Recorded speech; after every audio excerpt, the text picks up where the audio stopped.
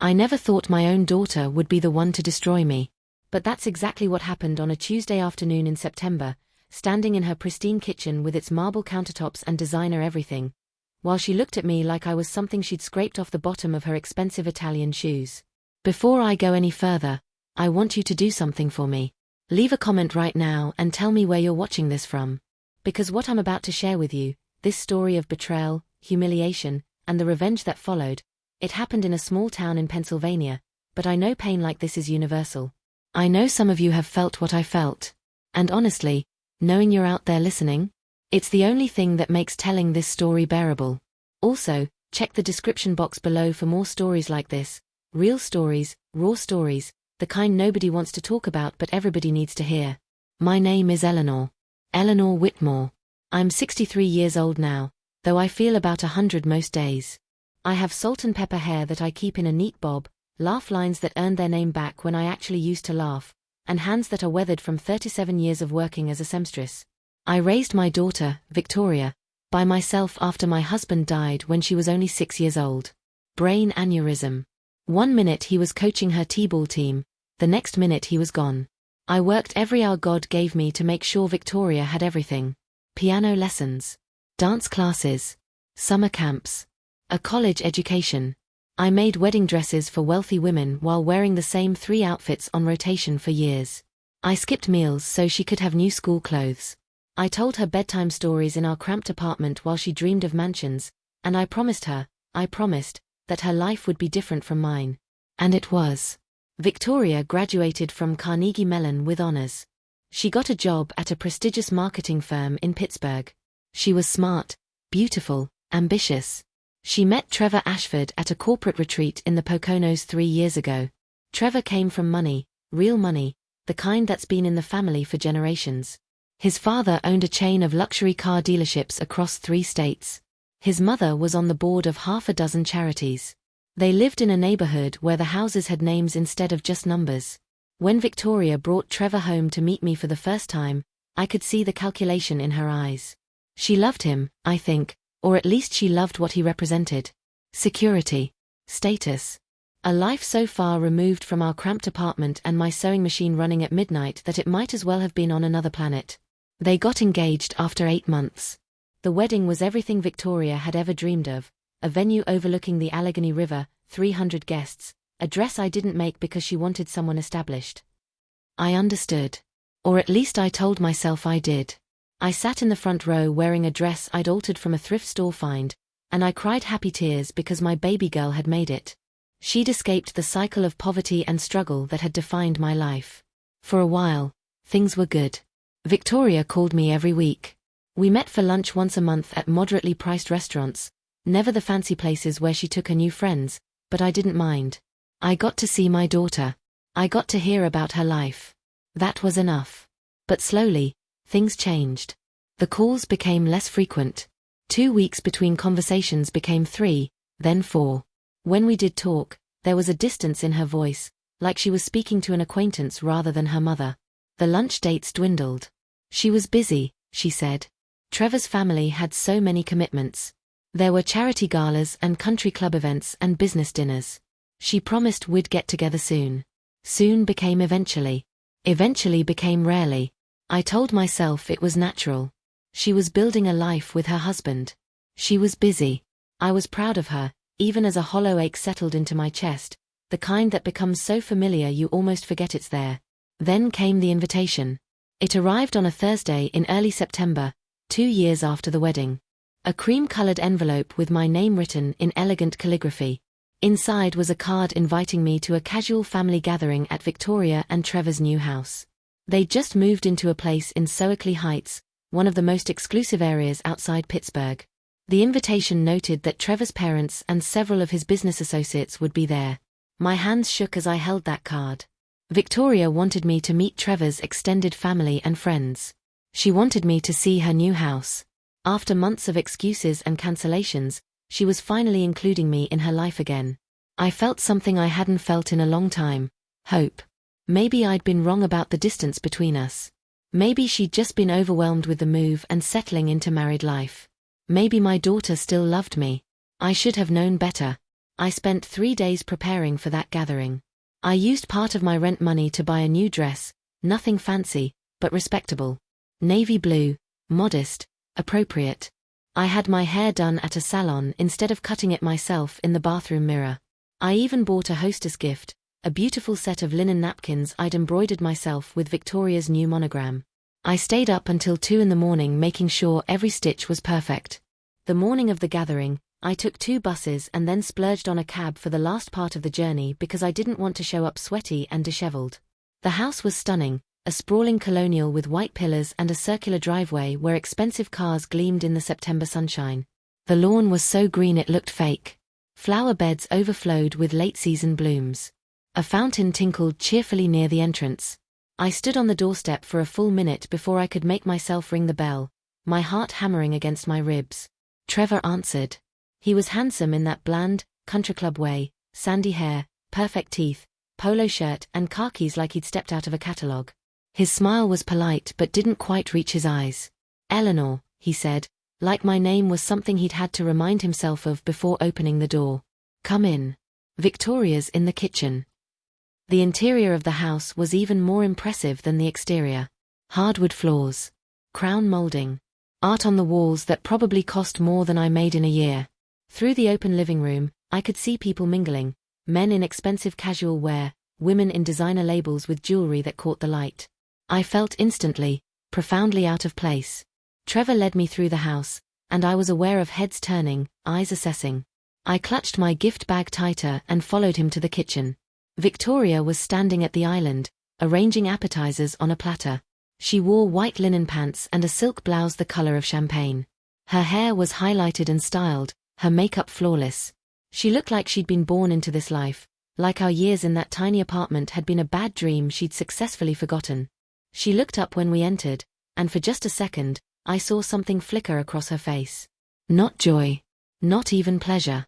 It was something closer to panic, quickly masked by a tight smile. "Mom," she said. "You made it." The way she said it, like she'd been hoping I wouldn't.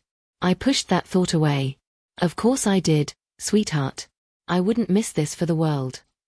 I held out the gift bag. "I brought you something. I made them myself." She took the bag with 2 fingers, barely glancing inside. "That's nice. Thank you." She set it on the counter without another look. "Listen, Trevor's parents and some of his business partners are here. Very important people. I'm going to introduce you, but maybe just let me do most of the talking, okay?" Something cold slithered down my spine. "What do you mean?" "I just mean," she glanced toward the living room, lowering her voice. "These people, they're from a different world.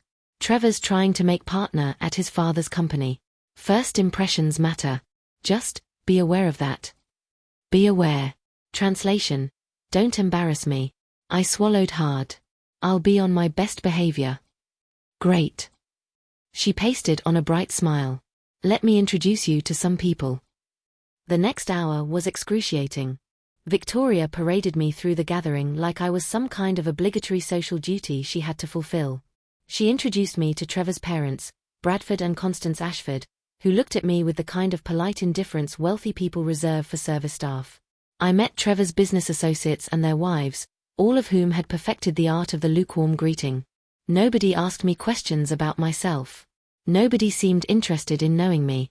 And Victoria, my Victoria, the girl I'd sacrificed everything for, she barely spoke to me. When she did, it was to steer me away from certain conversations or to make excuses for why we needed to move along to the next person. I felt like a ghost haunting my own daughter's life. But I told myself it was fine. This was her world now, and I was just visiting. I could be gracious. I could be understanding. I could smile and nod and be the mother who didn't make waves.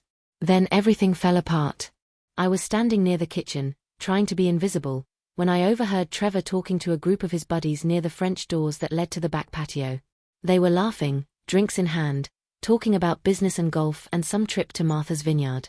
Victoria joined them, sliding her arm through Trevor's, and one of the men, tall, ruddy-faced, wearing a sweater tied around his shoulders like some kind of prep school refugee, gestured in my direction.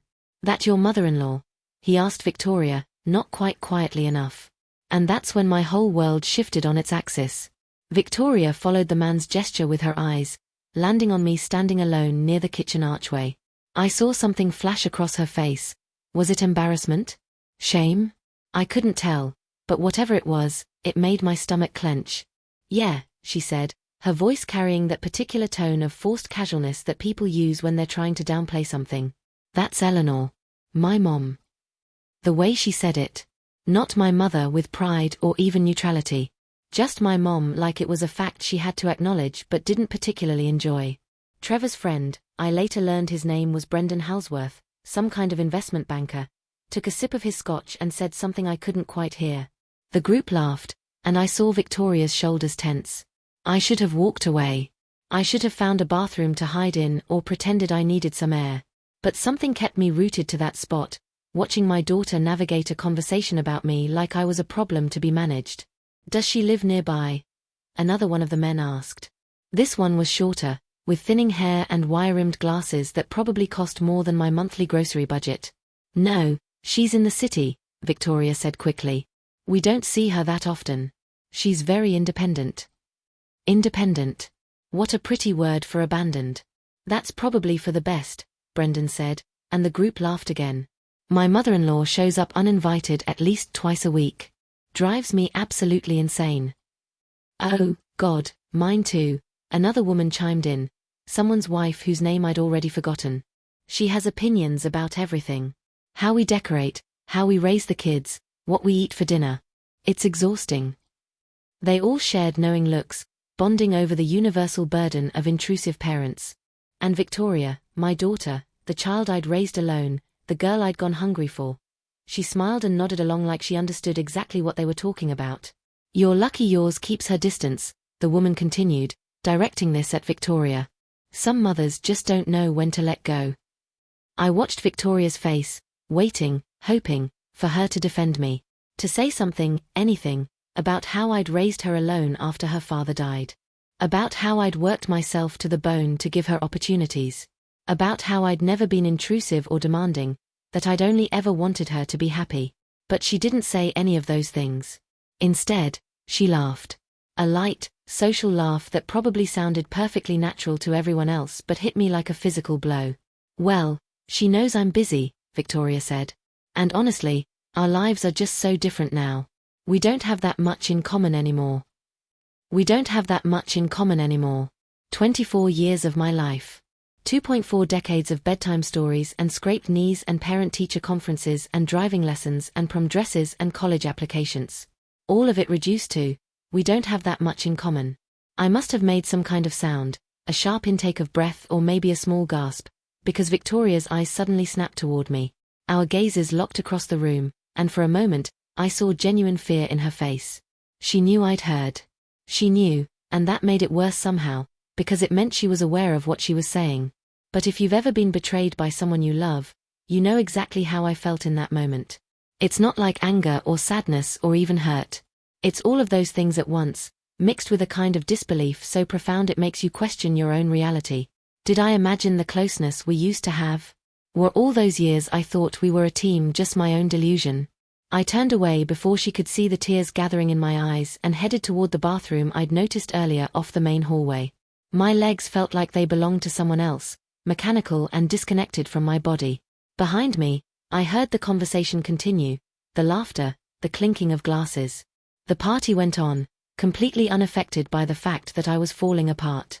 The bathroom was one of those designer spaces that looked like it belonged in a magazine, all white subway tiles and brass fixtures and hand towels that were too pretty to actually use.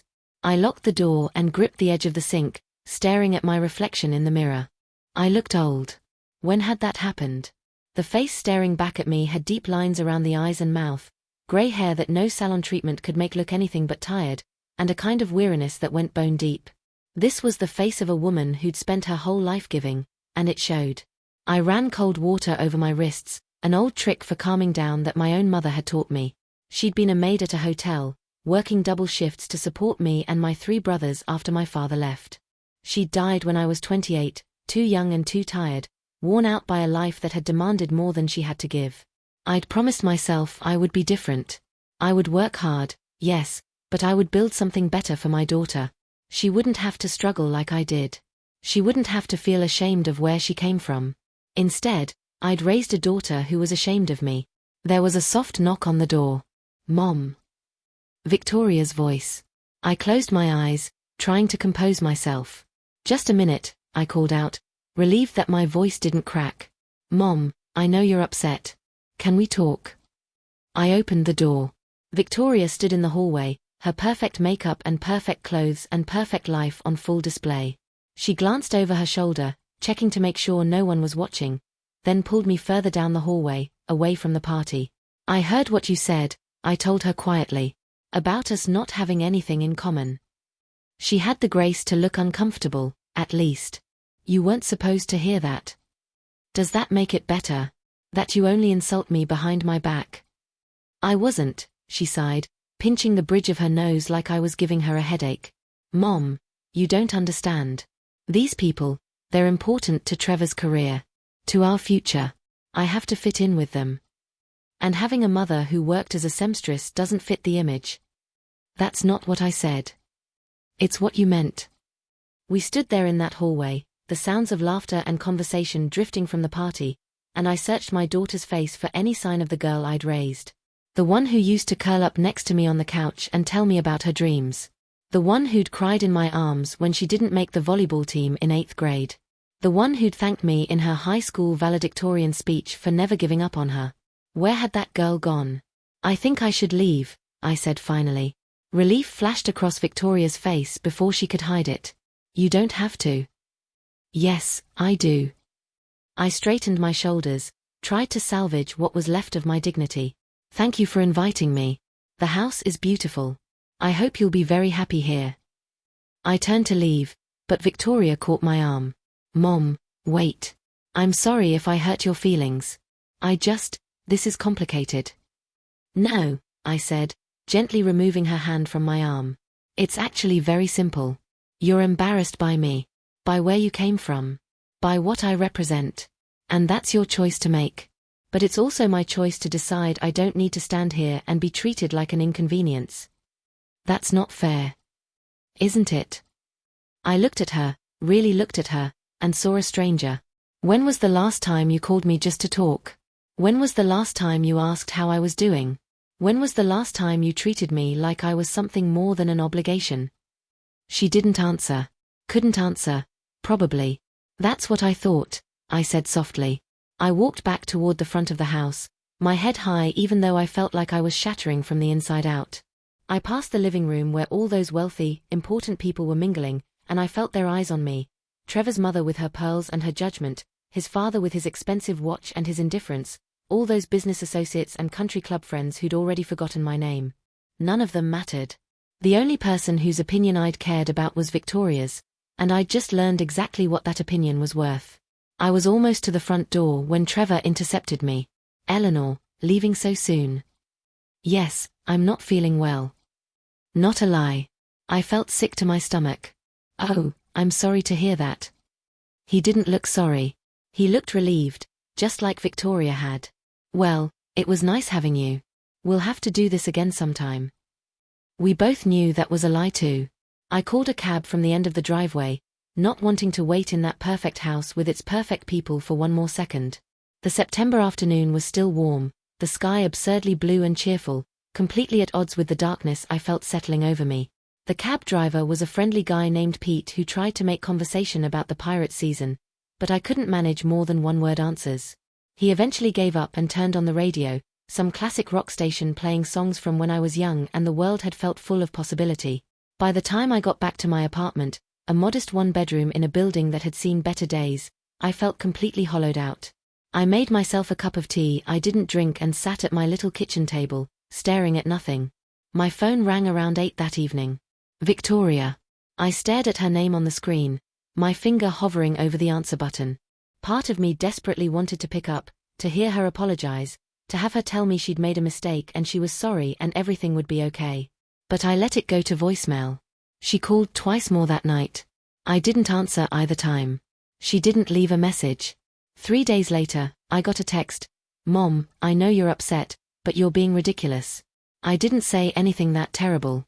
You're overreacting." I stared at that message for a long time. You're overreacting. Not I'm sorry. Not I was wrong. Just blame for my reaction to her cruelty. I didn't respond. If I'd known then what was coming, the revelation that would turn everything upside down, the revenge that would consume me, the way this story would end, would I have answered that phone call? Would I have swallowed my hurt and tried to mend what was broken? I don't know. Maybe. But I didn't answer, and that choice set everything else in motion. Sometimes I think about that moment, about the road not taken. But mostly I think about what came next, and how sometimes the people who hurt us the most are the ones who give us the tools for our own salvation. I just didn't know it yet. The weeks after that gathering crawled by like wounded animals. September faded into October, and I went through the motions of my life, sewing in my small apartment, taking walks around the neighborhood, buying groceries for one. But everything felt muted, like someone had turned down the volume on my existence. Victoria didn't call again after that text message. And for the first time in 24 years, I didn't call her either. The silence between us grew until it became its own living thing, taking up space in my chest where love used to reside. I kept my phone nearby constantly, jumping every time it buzzed, hoping it would be her. But it never was. Just spam calls and appointment reminders and the occasional text from Helen, my only real friend, asking if I wanted to meet for coffee. Helen Rodriguez had lived in the apartment next to mine for 8 years. She was a few years younger than me, a widow like me, and she had 3 grown children who actually called her regularly. Sometimes I hated her for that, which made me hate myself because Helen was genuinely kind and didn't deserve my bitter jealousy. You look terrible, Helen said bluntly when we met at the diner on 5th Street one Saturday morning in mid-October. She was a short woman with warm brown skin and salt and pepper curls she wore natural, and she had a way of seeing right through people's bullshit. What happened? I told her everything. The party, the overheard conversation, Victoria's text message, the weeks of silence that followed. Helen listened without interrupting, her face growing darker with anger as the story unfolded. That girl needs her ass kicked, Helen said when I finished. After everything you did for her? After you raised her alone and gave her every opportunity? This is how she treats you? She's trying to fit into Trevor's world. I understand that. Understanding doesn't mean accepting. Helen reached across the table and gripped my hand. Eleanor, listen to me. You did not sacrifice your entire life to raise an ungrateful brat who treats you like garbage. That girl owes you more than this. But what can I do? She's made her choice. She's chosen them over me. Then you make a choice too. You choose yourself. Stop waiting for her to remember she has a mother. Live your life. Be happy. She squeezed my hand tighter. Or at least try to be. You're only 63, Eleanor. You could have another 20, 30 years ahead of you. Don't spend them mourning a daughter who's still alive. I wanted to believe her. I wanted to take that advice and move forward and rebuild my life into something that didn't revolve around Victoria. But how do you stop loving your child? How do you turn off 2 decades of maternal instinct and just let go? I couldn't. God help me, I couldn't. So I existed in this limbo, neither moving forward nor finding a way back to what we'd had. I sewed wedding dresses for other people's daughters and tried not to think about how Victoria had chosen a stranger to make hers. I passed mothers and daughters shopping together and had to look away from their easy laughter. I woke up in the middle of the night sometimes, reaching for my phone to call her before remembering that we didn't talk anymore. October became November. The trees around Pittsburgh turned brilliant colors and then shed their leaves, leaving everything bare and exposed. I felt like those trees, stripped down to nothing, vulnerable to the coming cold. Thanksgiving approached, and for the first time since Victoria was born, I had no plans. No daughter to cook for. No one to watch the parade with. No one to share memories of her father with, those bittersweet stories about the Thanksgivings when we were still a complete family.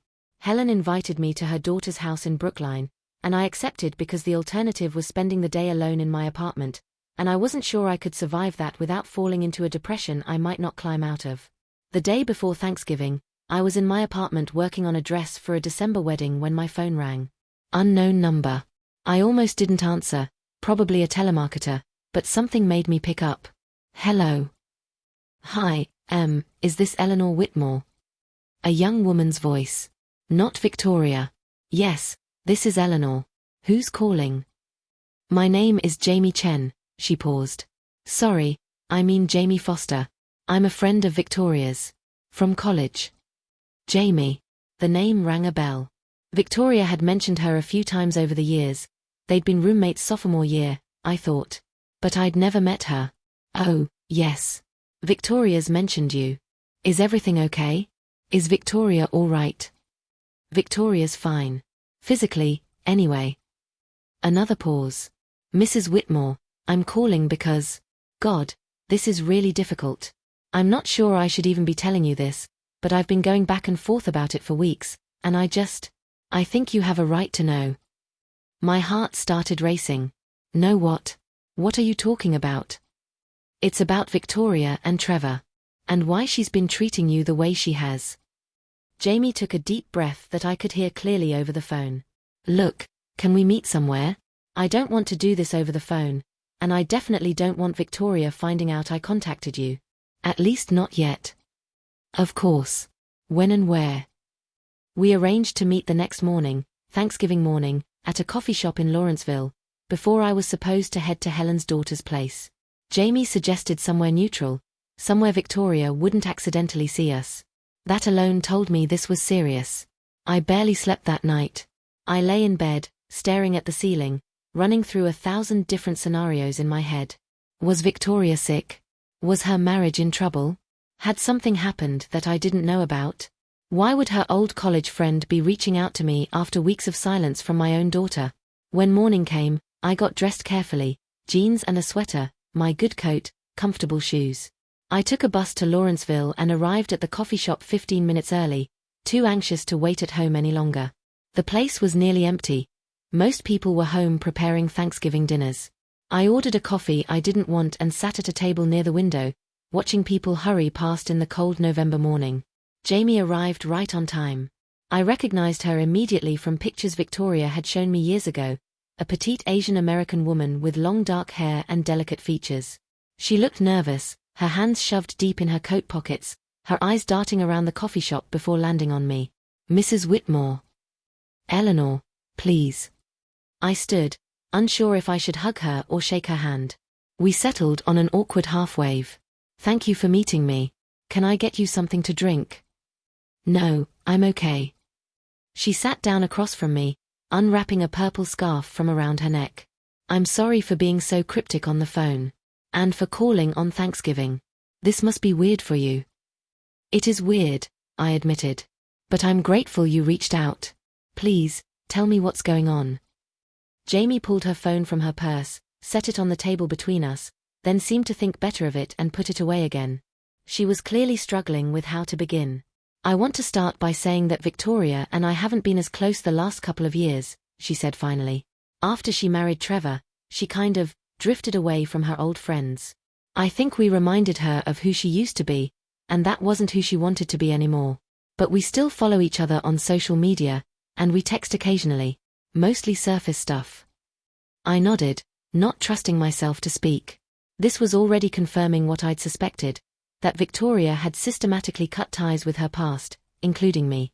About a month ago, maybe a little more, I saw that Victoria had posted pictures from some kind of party at her new house. A gorgeous place, by the way. Way different from our apartment in college. Jamie smiled sadly. Anyway, I commented on the post, just something generic about how beautiful everything looked. And Victoria responded asking if I wanted to come visit soon, catch up. I was surprised but happy. I thought maybe she was finally ready to reconnect with her old life. Did you visit? I did. 2 weeks ago. I drove up from Baltimore, that's where I live now, and spent the afternoon with her. And Mrs. Whitmore. Eleanor, something is really wrong with Victoria's marriage. The coffee in my stomach turned to acid. What do you mean? Trevor is. She searched for the right words. He's not who he pretends to be. Not publicly, anyway. When they're around his family and friends, he's charming and attentive. The perfect husband. But when it's just the two of them, or just the two of them and someone Trevor doesn't need to impress, he's different. Different how? Cold. Controlling. Critical.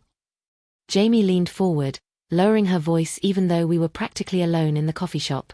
I was there for maybe 4 hours, and in that time, Trevor criticized Victoria's outfit, her cooking, the way she'd arranged furniture in the living room, even her laugh. He said her laugh was too loud and embarrassing. Can you imagine? And the worst part was watching Victoria shrink every time he spoke to her. She became smaller somehow. Apologetic. Like she was constantly bracing for the next criticism. I felt my hands clenching into fists under the table. Did he hurt her? Physically? Not that I saw. But emotional abuse is still abuse, Eleanor. And I think it's been going on for a while. Maybe since they got married. Maybe even before. The pieces started clicking into place, Victoria's increasing distance, her obsession with fitting into Trevor's world, the way she changed from a confident young woman into someone who seemed constantly anxious about saying or doing the wrong thing. Why didn't she tell me? The question came out as barely more than a whisper. I'm her mother. She could have come to me. Jamie's eyes filled with sympathy. I think that's part of why I'm here. Because Trevor has isolated Victoria from everyone who really loves her. He's convinced her that her old life, including you, is something to be ashamed of. He makes comments about her humble origins and how he rescued her from poverty. He's rewritten her history to make himself the hero and everyone else, especially you, the villain of the story. But I loved her. I love her. I gave her everything. I know. But that's not how Trevor tells it. According to him, Victoria was neglected and struggling before he came along. He's poisoned her against her past, and she's let him do it because she's terrified of losing the life he's given her. Jamie reached across the table, her hand hovering near mine but not quite touching. The thing is, I don't think Victoria even realizes what's happening. She's so deep in it now that she thinks this is normal. She thinks she's the problem, that if she could just be better, thinner, quieter, more polished, then Trevor would be happy with her. I thought about the gathering at their house, about Victoria's barely concealed panic when I'd arrived, about the way she tried to manage me like I was a problem to be contained.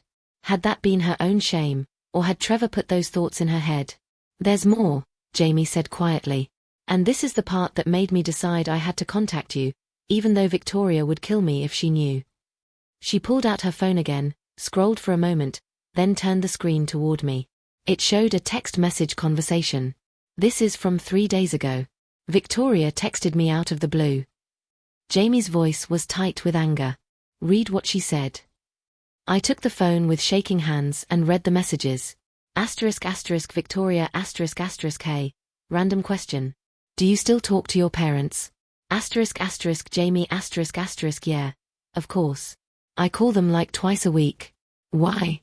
Victoria do you ever feel like they're disappointed in you? Like you didn't turn out how they wanted? Jamie sometimes, I guess. But they love me anyway. That's what parents do. Is everything okay? Victoria I'm fine. Just thinking about my mom. She came to a party at our house a while back and it was so awkward. I don't think she fits into my life anymore. Jamie Vic, that's your mother. The woman who raised you alone. Of course she fits into your life. Victoria you don't understand. Trevor's family, his friends, they're all so polished and put together. My mom showed up in this cheap dress with embroidered napkins she made herself. It was embarrassing. Jamie those napkins probably took her hours to make. That was a gift from her heart. Victoria I know. And I feel guilty for feeling this way. But Trevor said maybe it's better if we take a break from her for a while. Let me focus on building our life without the baggage from my past weighing me down. Is that terrible? Jamie honestly? Yeah, it is. But it sounds like Trevor's putting these ideas in your head. That doesn't sound like the Vic I knew in college. Victoria people change. I have to go. And that was the end of the conversation. Jamie hadn't responded, and Victoria hadn't texted again. I stared at the screen until the words blurred. Cheap dress. Embarrassing. Baggage from my past. Each word was a knife sliding between my ribs. I'm sorry, Jamie said softly, taking her phone back. I know that must be painful to read. But you needed to see it. You needed to know that this isn't really Victoria talking, this is Trevor's poison working its way through her mind. She called me baggage. My voice sounded hollow, even to my own ears.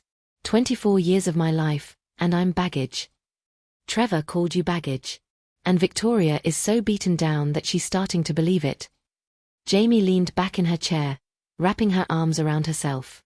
Eleanor, I'm telling you this because I think you're the only person who can reach her. Not right now, she's too deep in Trevor's manipulation. But eventually, she's going to need someone. And when that happens, I need you to be ready. I need you to still be there, even after everything she's said and done. I looked up at this young woman who barely knew me but who had taken the time to reach out, to warn me, to try to save my daughter from a situation I hadn't even known existed. Why are you doing this? I asked. You said you and Victoria aren't even that close anymore. Because I knew the real Victoria. Before Trevor. Before all this. Jamie's eyes shimmered with unshed tears. My freshman year of college, my dad had a heart attack. I was 18 years old, 300 miles from home, terrified out of my mind. Victoria stayed with me in the hospital for 2 days straight. She skipped classes, brought me food, held me while I cried. She called my mom every hour with updates because my mom couldn't get there right away. That Victoria, the one who showed up when people needed her, she's still in there somewhere. I have to believe that. I wanted to believe it too. But belief required hope, and I wasn't sure I had much of that left. What do I do? I asked helplessly. How do I help her if she won't even talk to me? For now? Nothing. Give her space. Let her come to you. Jamie gathered her things, preparing to leave. But Eleanor, when things fall apart, and they will fall apart, because marriages built on control and manipulation always do, don't turn your back on her. Don't let Trevor's poison convince you that she's not worth saving. Because she is. And she's going to need her mother. We said our goodbyes in the parking lot. Jamie hugged me tight, this near stranger who'd shown me more kindness in 1 hour than my own daughter had shown in months. I watched her drive away, then sat in my car for a long time, processing everything I'd learned. My daughter was in an emotionally abusive marriage. My daughter had been systematically turned against me. My daughter needed help, but she didn't know it yet and wouldn't accept it if offered. And I was supposed to just wait? Do nothing? Stand by while Trevor destroyed the woman I'd raised? The anger that rose up in me then was unlike anything I'd ever felt. Not the hot, explosive rage of a moment, but something colder. Something that settled into my bones and took up residence. A fury that burned slow and steady, the kind that doesn't fade with time but only grows stronger. Trevor Ashford had taken my daughter from me. He'd poisoned her mind against her own mother. He'd convinced her that her past was something shameful, that I was something shameful. And he'd done it all while playing the role of the perfect husband, the successful businessman, the charming son-in-law. I thought about those embroidered napkins I'd spent hours making, sitting discarded on Victoria's counter like trash. I thought about the way she'd looked at me at that party, with embarrassment instead of love. I thought about that text message, *baggage from my past. Something hardened inside me in that parking lot. A decision I didn't even realize I was making. Because if you've ever been betrayed by someone you love, you know that there comes a moment when grief transforms into something else. Something darker. Something dangerous. I wasn't going to just wait around hoping Victoria would wake up and realize what Trevor was doing to her. I wasn't going to be the understanding mother who accepted being treated like garbage because that's what mothers are supposed to do. Forgive everything, endure everything, sacrifice everything. I had sacrificed enough. And Trevor Ashford was about to learn that the woman he'd dismissed as embarrassing baggage from his wife's past was capable of a lot more than he'd ever imagined. I just didn't know how yet. But I would figure it out. Because I'd spent my entire life solving problems, making do with nothing, finding ways to survive when the odds were stacked against me. This would be no different. Except this time, I wasn't fighting for my daughter's future. I was fighting for her soul. And I would burn Trevor's perfect little world to the ground if that's what it took. I drove to Helen's daughter's house for Thanksgiving dinner, but I barely tasted the food. My mind was elsewhere, turning over possibilities, considering angles. Helen kept giving me worried looks, but I couldn't explain what had happened. Not yet. I needed time to think, to plan. That night, back in my apartment, I did something I hadn't done in years. I pulled out an old showbox from the back of my closet, the box where I kept everything from Victoria's childhood. Report cards and drawings and birthday cards. Photos of her at every age, grinning gap-toothed at 5, awkward and beautiful at 13, confident and radiant at 18. I found one particular photo, Victoria at her college graduation. She was wearing her cap and gown, and I was standing next to her, both of us beaming at the camera. Her arm was around my waist, and she was looking at me with such love and pride. To the best mom in the world, she'd written on the back. I couldn't have done any of this without you. I love you more than words can say. I traced the words with my finger, feeling tears slide down my cheeks. That girl, the one who'd written those words, she was still in there somewhere. Jamie was right about that. But she was trapped under layers of Trevor's manipulation and her own desperate need to belong to his world. I couldn't reach her. Not now. Maybe not for a long time. But I could wait. I could prepare.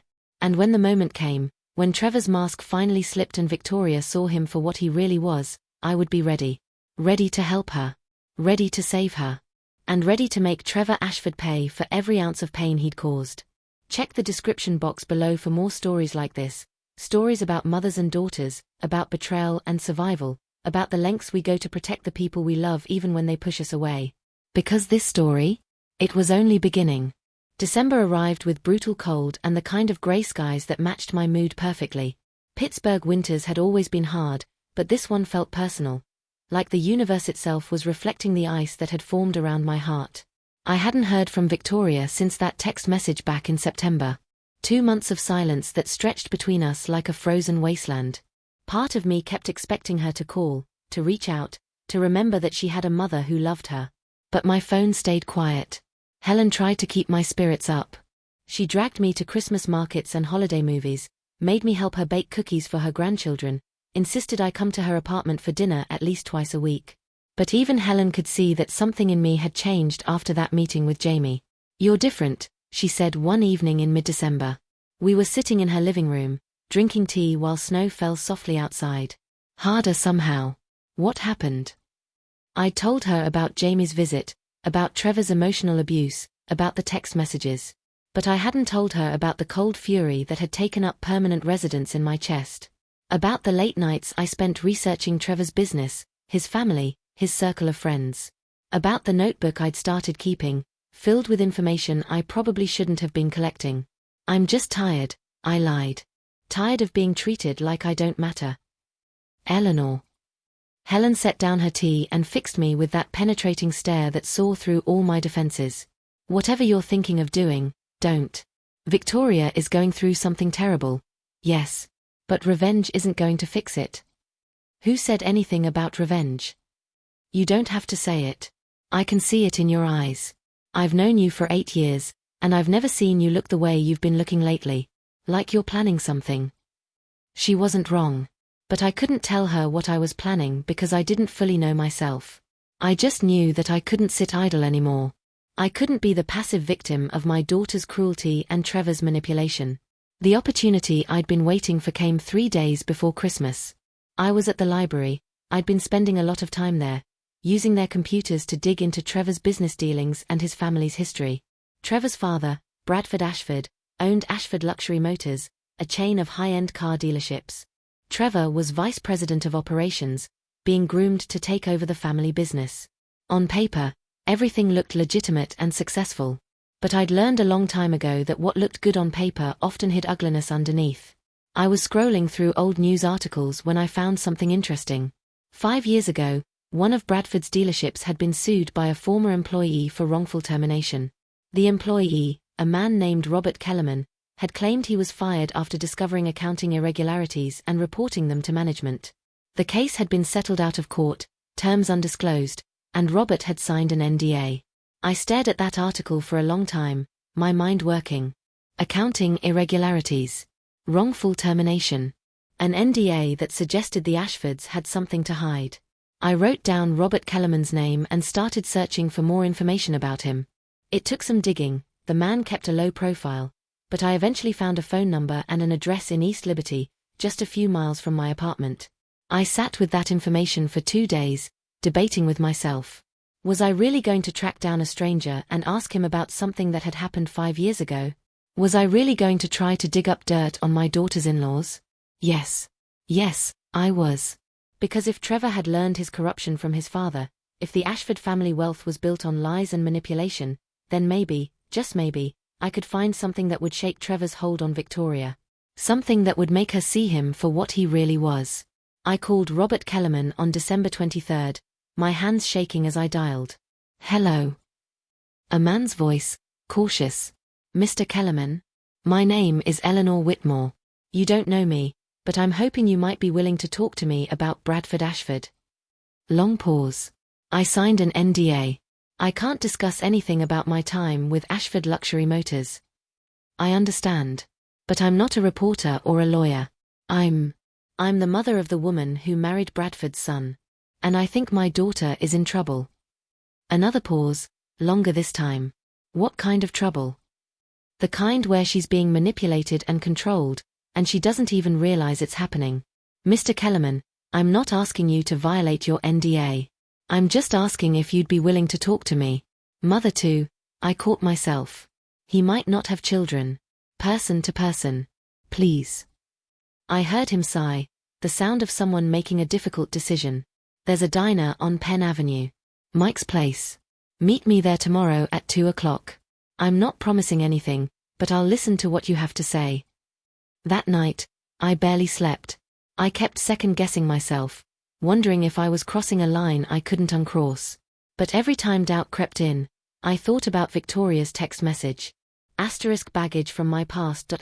I thought about Jamie's description of Trevor criticizing everything Victoria did.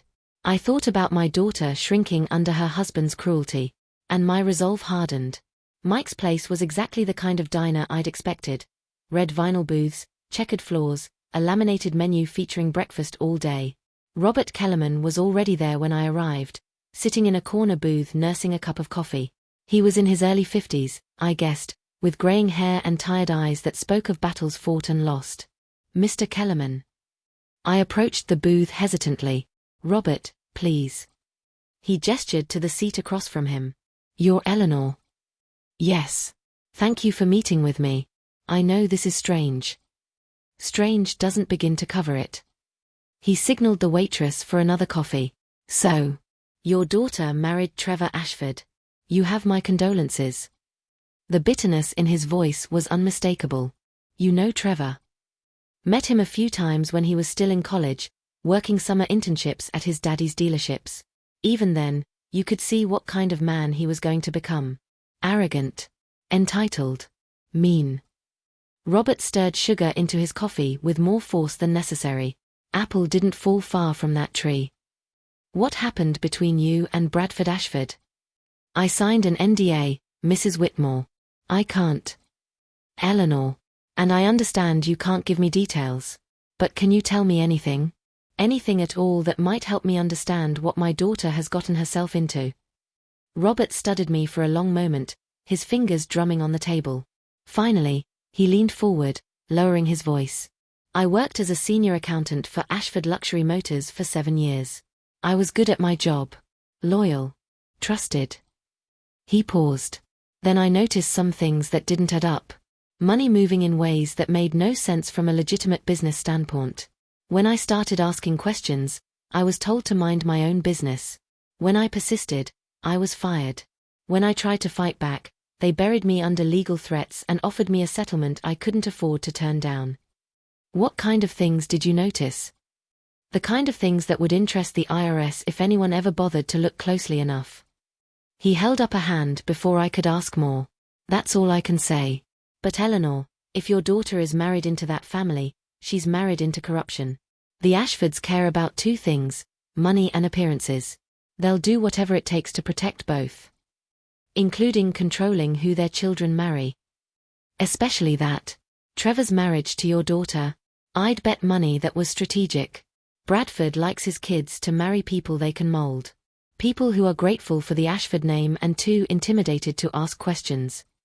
Robert's eyes softened slightly. Your daughter, what's her name? Victoria. Victoria. Did she come from money?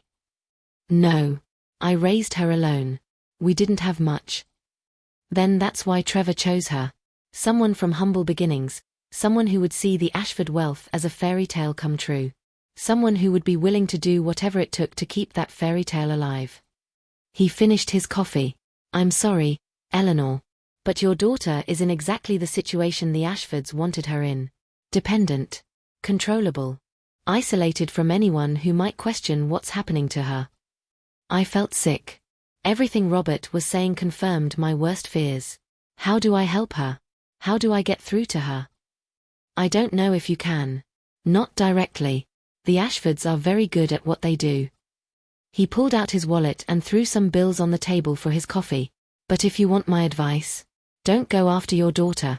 She's too deep in it, too invested in believing the lie. Go after them. Find the cracks in their perfect facade and exploit them. Make them so busy protecting themselves that they don't have time to control her. How would I even begin to do that? Robert pulled a business card from his wallet and wrote something on the back before sliding it across the table to me.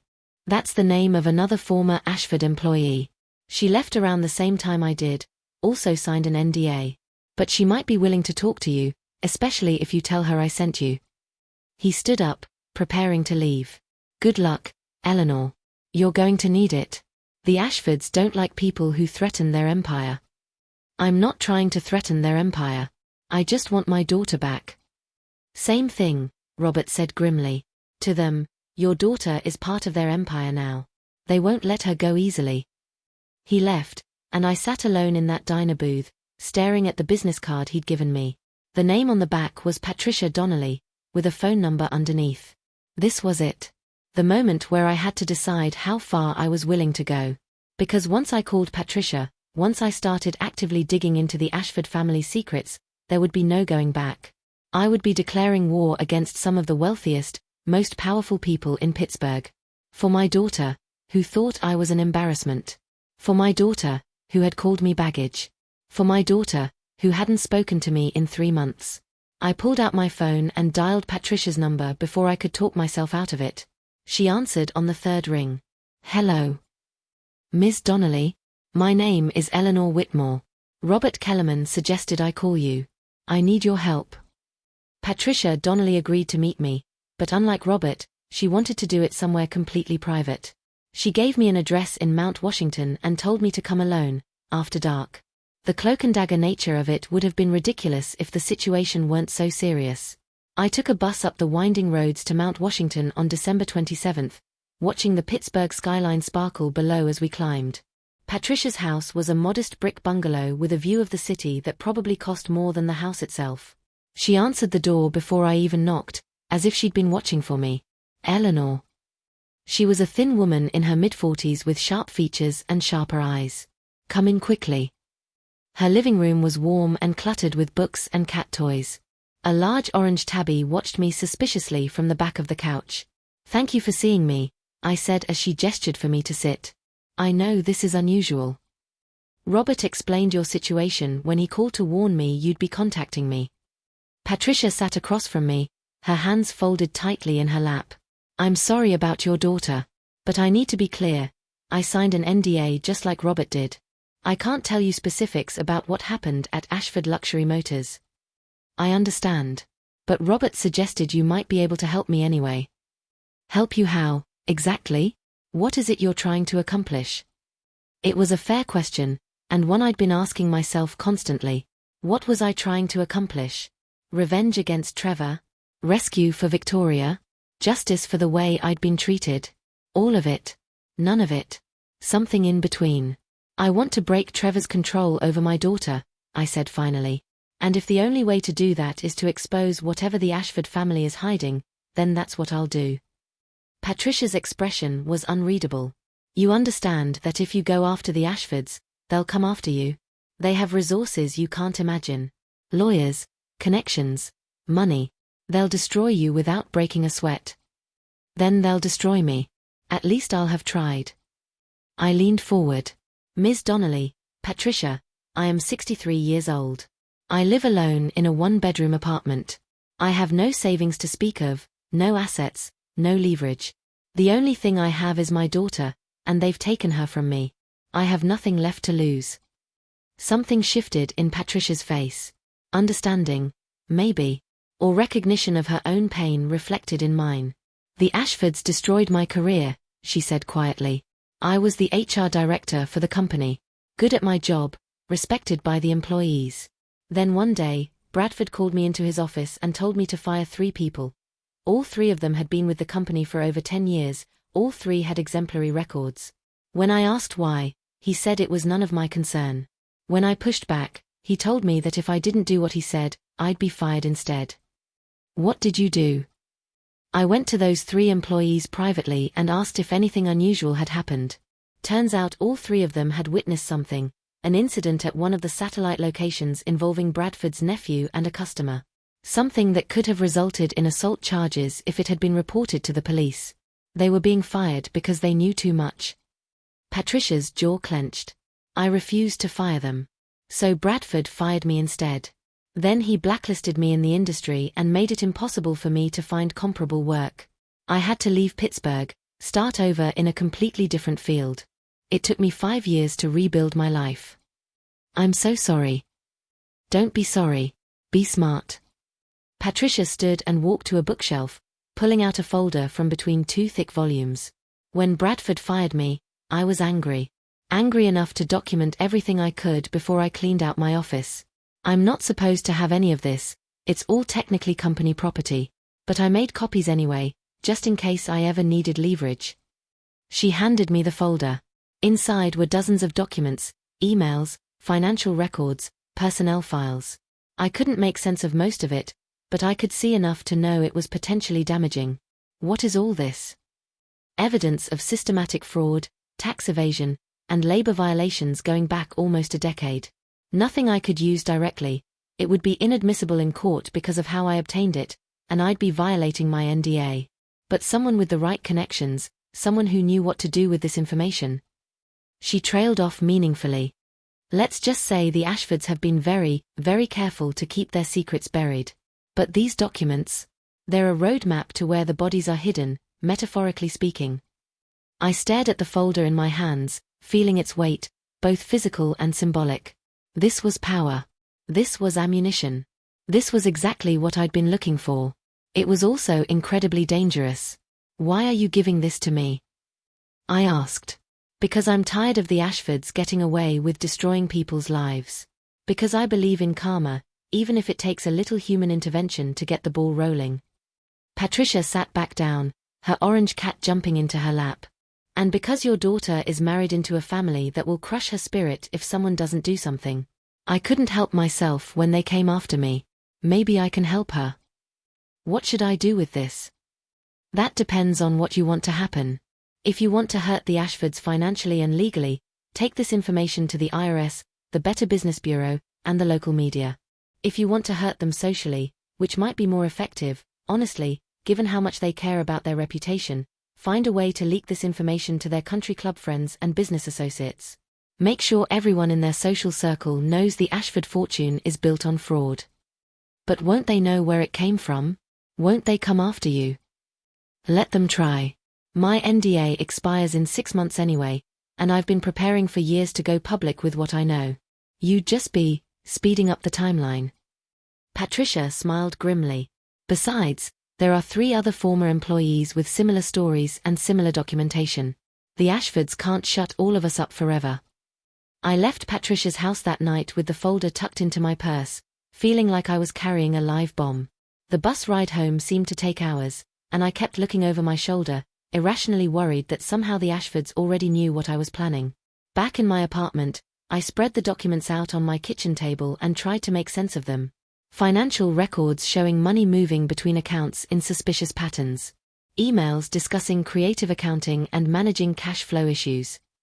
Personnel files documenting the firings of employees who'd asked too many questions. It was all here. Everything I needed to bring down Bradford Ashford and, by extension, his son. But was this really what I wanted? Did I want to destroy Trevor's family, possibly destroying Victoria's marriage and her carefully constructed new life in the process? I thought about that text message again. Asterisk baggage from my past. Asterisk. I thought about the way Victoria had looked at me at that party, like I was something shameful. I thought about Trevor criticizing her laugh, her clothes, her cooking. Slowly crushing the vibrant, confident woman I'd raised into a shadow of herself. Yes. This was what I wanted. Not revenge for revenge's sake. But freedom for my daughter. Even if she didn't know she needed it yet. even if she hated me for it. I spent the next 3 days organizing the information, making copies, preparing my next moves. I researched journalists who covered business fraud and white-collar crime in Pittsburgh. I found contact information for the IRS whistleblower program. I compiled a list of people in the Ashford's social circle who might be interested in knowing that their friends were criminals. But I didn't pull the trigger on any of it. Not yet. Because on December 30th, something happened that changed everything. I got a text message from an unknown number. "Mrs. Whitmore, this is Diane Ashford, Trevor's mother. We need to talk. Can you meet me tomorrow for lunch? Please come alone and don't mention this to Victoria." I stared at that message for a long time, my heart racing. Trevor's mother wanted to meet with me. The woman who'd looked at me with such cold indifference at Victoria's party. This had to be a trap. Or a warning. Maybe the Ashfords had somehow found out I was digging into their business, and Diane was coming to threaten me into silence. But I texted back, "Where and when?" Her response came immediately, "The Carlton Hotel Restaurant. 12:30 tomorrow. Thank you." That night, I called Helen and told her everything, about Jamie, about Robert and Patricia, about the documents I'd collected, about Diane's message. Helen listened without interrupting, and when I finished, she was quiet for a long moment. "Eleanor, you're playing with fire. I know. These people could hurt you. Really hurt you. I know that too. And you're going to meet with Diane anyway. I have to. I need to know what she wants. Maybe, I hardly dared to hope. Maybe she knows what Trevor is doing to Victoria. Maybe she wants to help. Or maybe she wants to make sure you stay quiet about whatever you found." Helen sighed. "I'm coming with you." She said to come alone. "I don't care.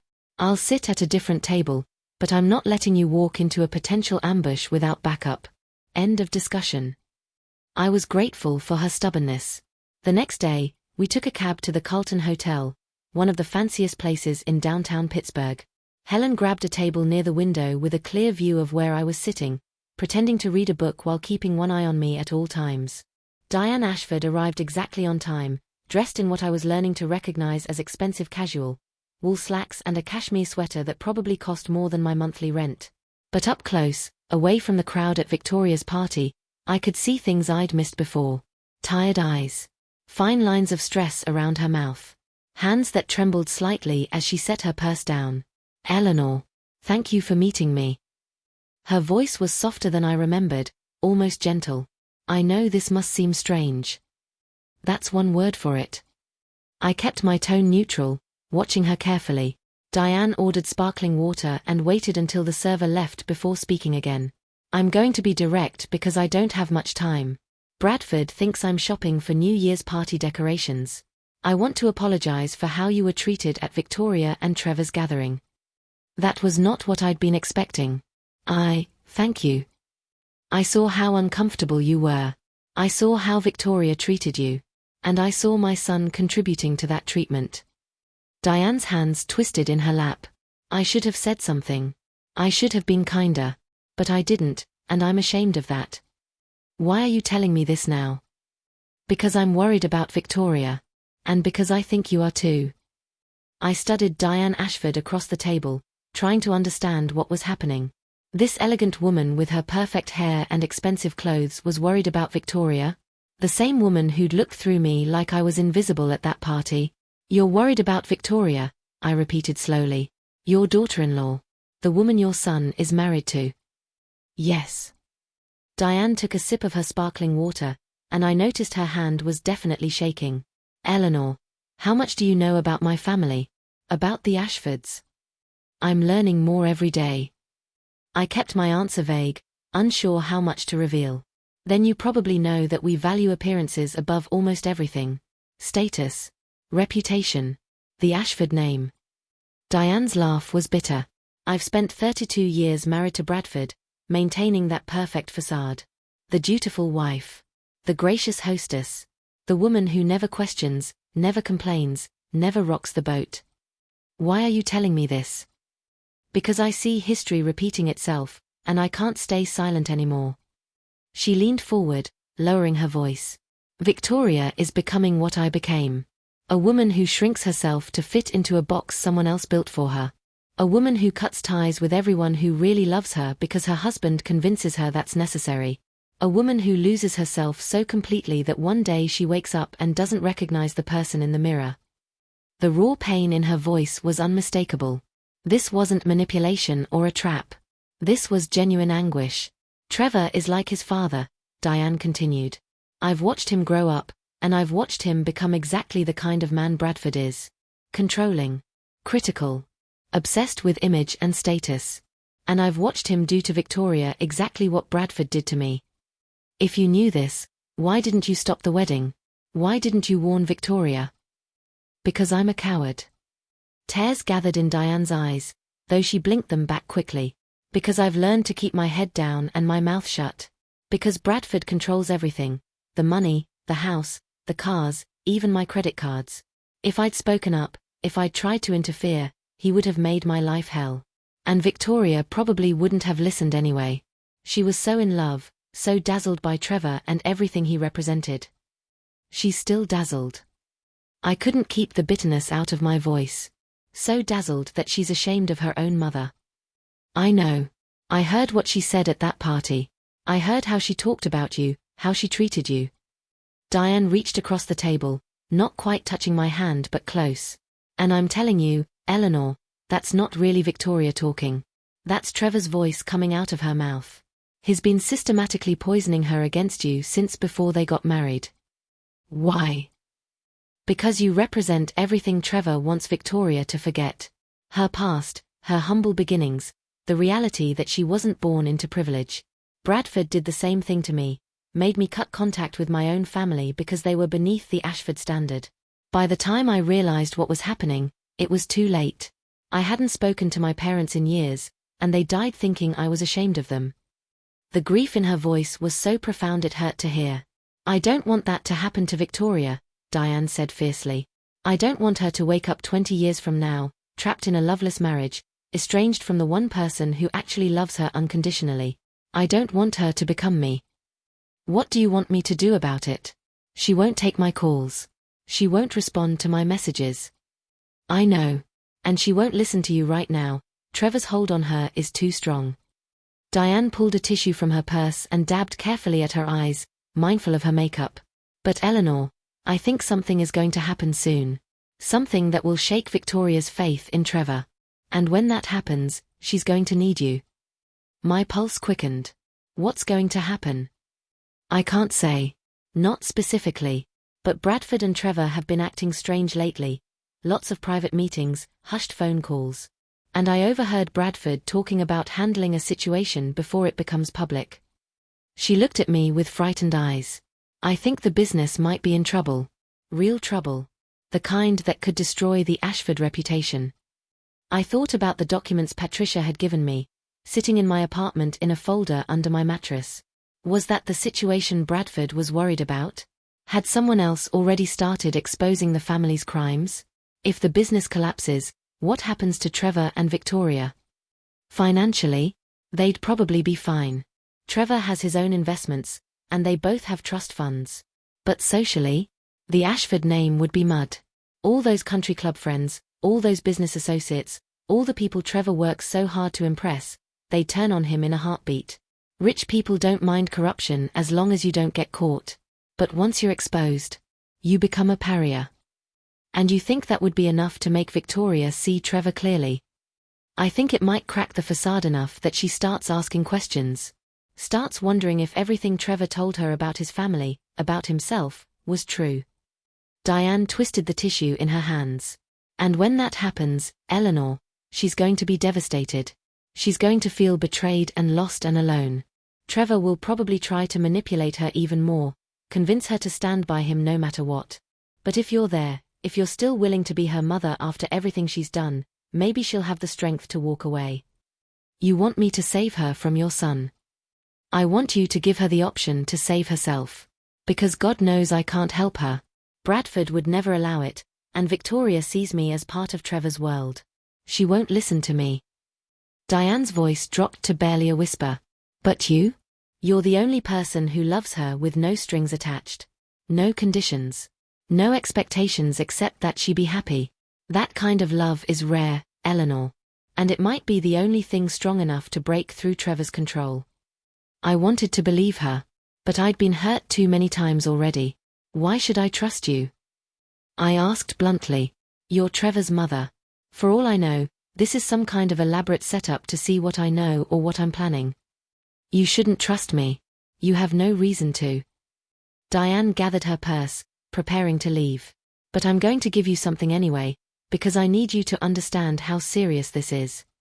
She pulled a small envelope from her purse and slid it across the table. Inside is the name and contact information for Trevor's therapist from high school.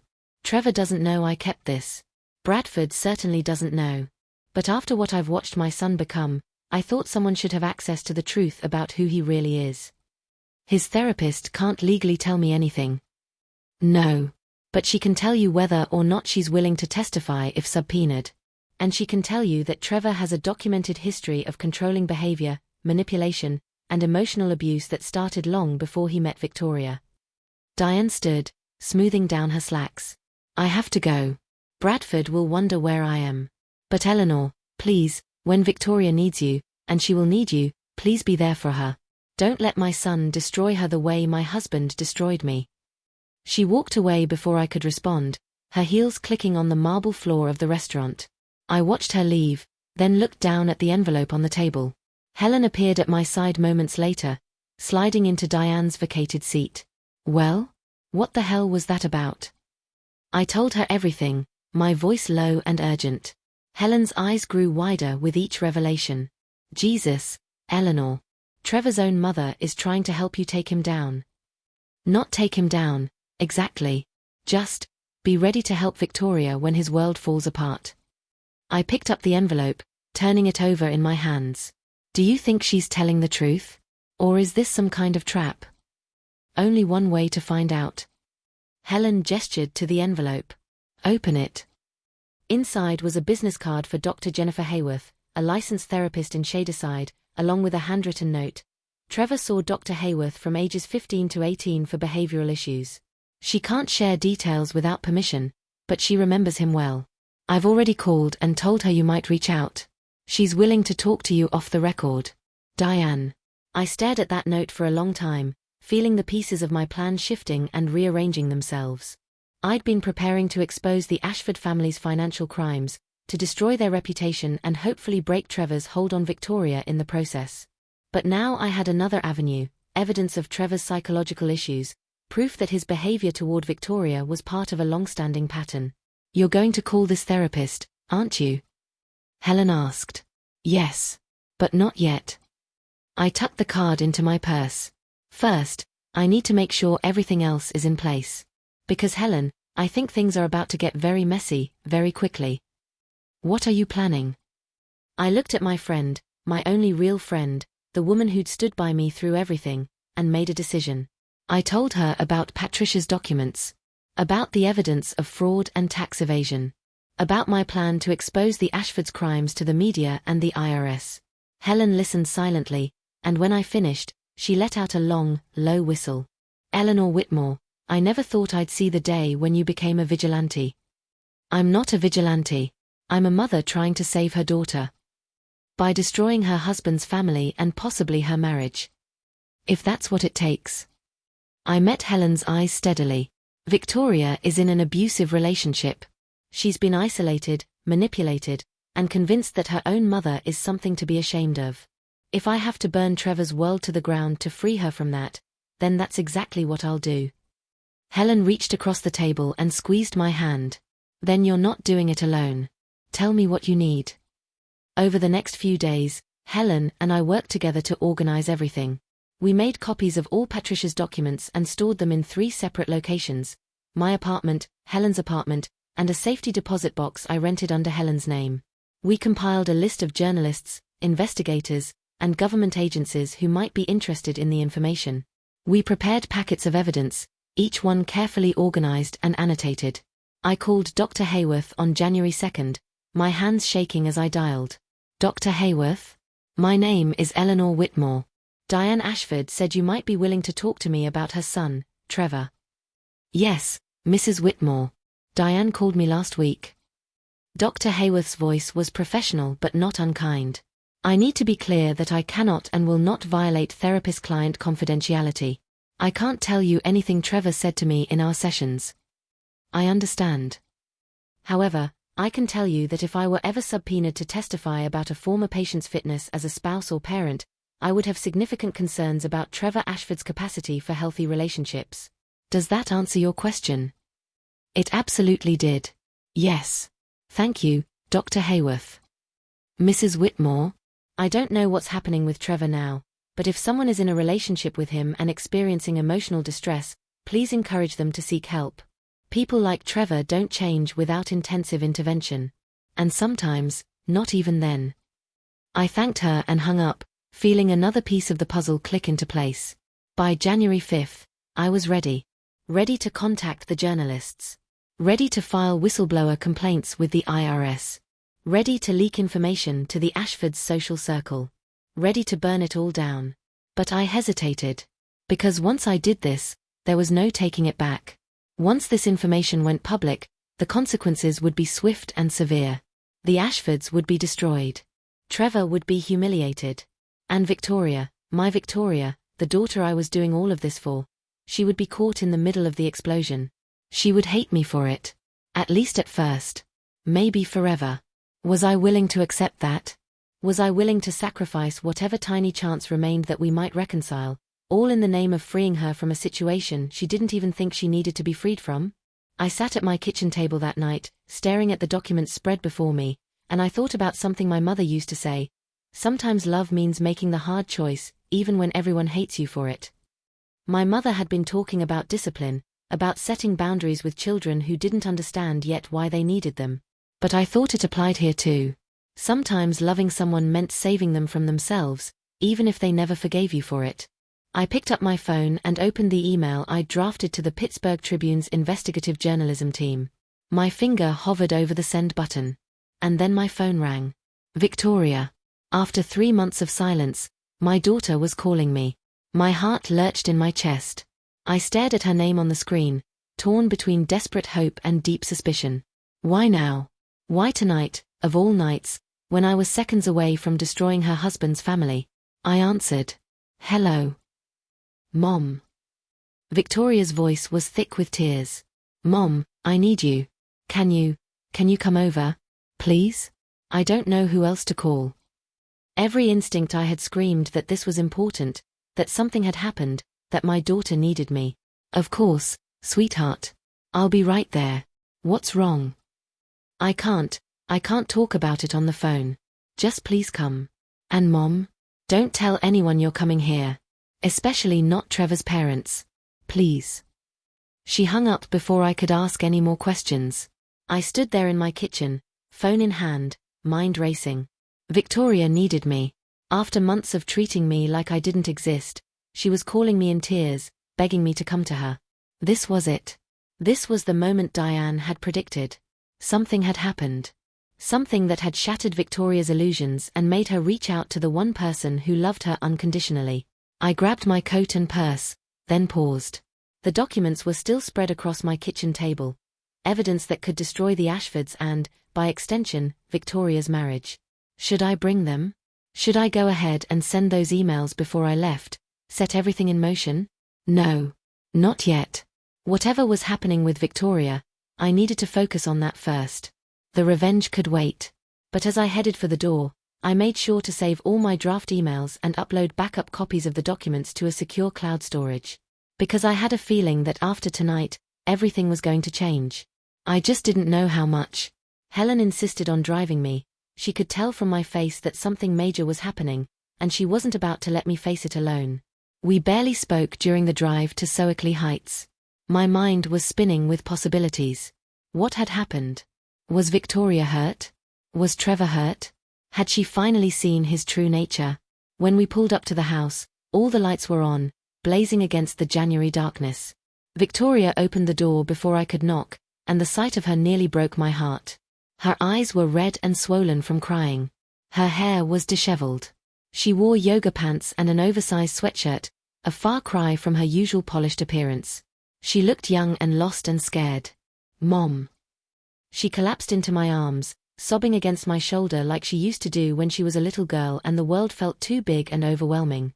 "Mom, I'm so sorry. I'm so sorry." I held her tight, stroking her hair, whispering the things mothers have whispered to their crying children since the beginning of time. "It's okay, baby. I'm here. Whatever it is, we'll figure it out. I'm here." Helen waited in the car, giving us privacy but staying close in case I needed her.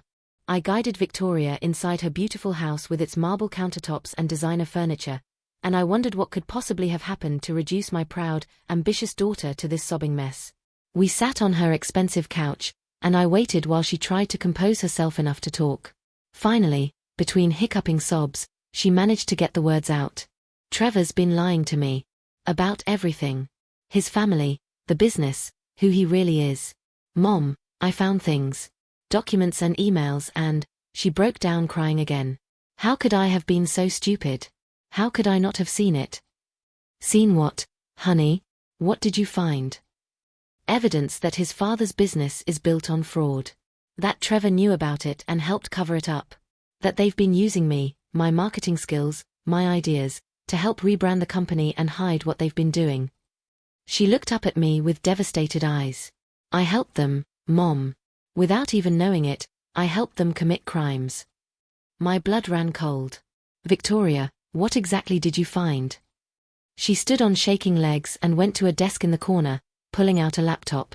"Trevor left this open when he went to meet with his father tonight. There were emails, so many emails, and I started reading them and I couldn't stop and now I know everything." She brought the laptop over, and I started scrolling through the emails. They were damning, explicit discussions of tax evasion, fraud, manipulation of financial records. Everything Patricia had hinted at, confirmed in black and white by the perpetrators themselves. And interspersed with the criminal activity were emails about Victoria. About how to manage her questions. About how to keep her isolated from her past. About how she was useful for appearances but needed to be controlled. I watched my daughter's face as I read, and I saw the exact moment when she realized I wasn't surprised by what I was seeing. "You already knew," she whispered. "Didn't you? You already knew what they were." This was it. The moment where I had to decide whether to tell her the truth or protect her from how deep my investigations had gone. I chose truth. Because my daughter deserved that, at least. "I've been investigating the Ashford family for weeks," I admitted. "Ever since that party. I have documents, testimony from former employees, evidence of everything you're looking at right now and more." "You..." Victoria stared at me like I was a stranger. "You were going to expose them?" "I was going to save you. Even if you hated me for it." Victoria stood frozen in her living room, staring at me like I'd just spoken a foreign language. The laptop was still open between us, its screen illuminating the wreckage of her carefully constructed life. "You were investigating Trevor's family," she said slowly, trying to process what I told her. "For weeks. Because of what happened at that party." "Yes. The party where her voice broke. "Where I embarrassed you in front of Trevor's friends. Where I told them we had nothing in common. Where I made you feel like you were less than." I saw the shame wash over her face, and I wanted to comfort her, to tell her it didn't matter anymore. But we were past the point of comfortable lies. "That party was a symptom, Victoria. Not the cause. You'd been pulling away from me for months before that. The party was just the first time I couldn't pretend it wasn't happening anymore." She sank back onto the couch, her hands covering her face. "Oh God. Mom, what have I done? What have I become?" This was the moment I'd been waiting for, my daughter, finally seeing the truth about her husband and his family, finally recognizing what she'd lost in her pursuit of status and acceptance. I should have felt victorious. Vindicated. This was what all my planning and investigating had been leading toward. But I just felt sad. Sad for the time we'd lost. Sad for the pain she was about to endure. Sad that it had taken a complete betrayal by her husband to make her see what had been right in front of her all along.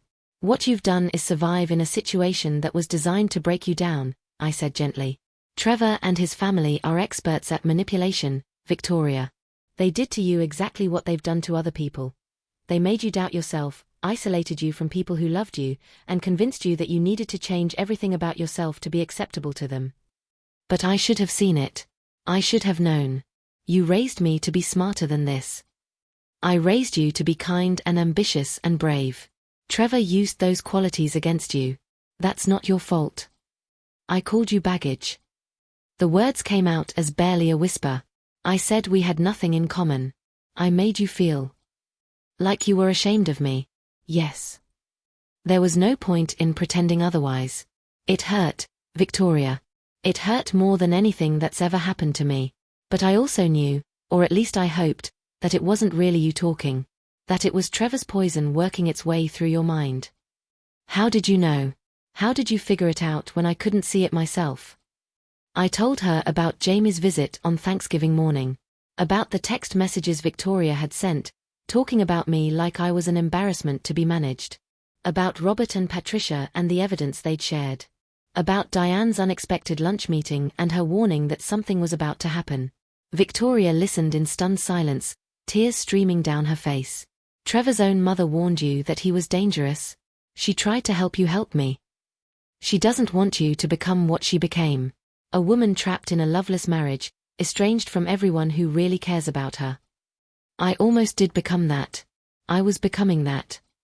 Victoria's voice was thick with self-loathing. Mom, I haven't called you in 3 months. 3 months. I ignored your messages. I told myself you were overreacting, that you didn't understand my new life. Trevor kept saying. What did he say? That you were trying to hold me back. That you were jealous of my success. That I needed to focus on building our future together without distractions from my past. She laughed bitterly. He made you sound like an anchor dragging me down instead of the person who'd lifted me up my entire life. That's what abusers do, sweetheart. They isolate you from your support system so you become completely dependent on them. I can't believe I fell for it. I'm supposed to be smart. I have a degree from Carnegie Mellon, for God's sake. How did I let this happen? Intelligence has nothing to do with it. Trevor is good at what he does. His whole family is good at it. They've been manipulating people for decades. Victoria wiped her eyes and stood up, pacing the length of her living room. What am I supposed to do now? I just found out my husband is a criminal. That he's been using me. That his entire family is built on lies. Where do I even start? You start by getting out. Tonight. You pack a bag and you come stay with me while we figure out next steps. But Trevor will be home soon. He and his father went to meet with their lawyers about something. I think they know someone is investigating them. If I'm not here when he gets back. If you're here when he gets back, he'll gaslight you into questioning everything you've discovered. He'll convince you that you misunderstood those emails, that there's a perfectly reasonable explanation. He'll make you feel crazy for doubting him. I stood and gripped Victoria's shoulders, forcing her to look at me.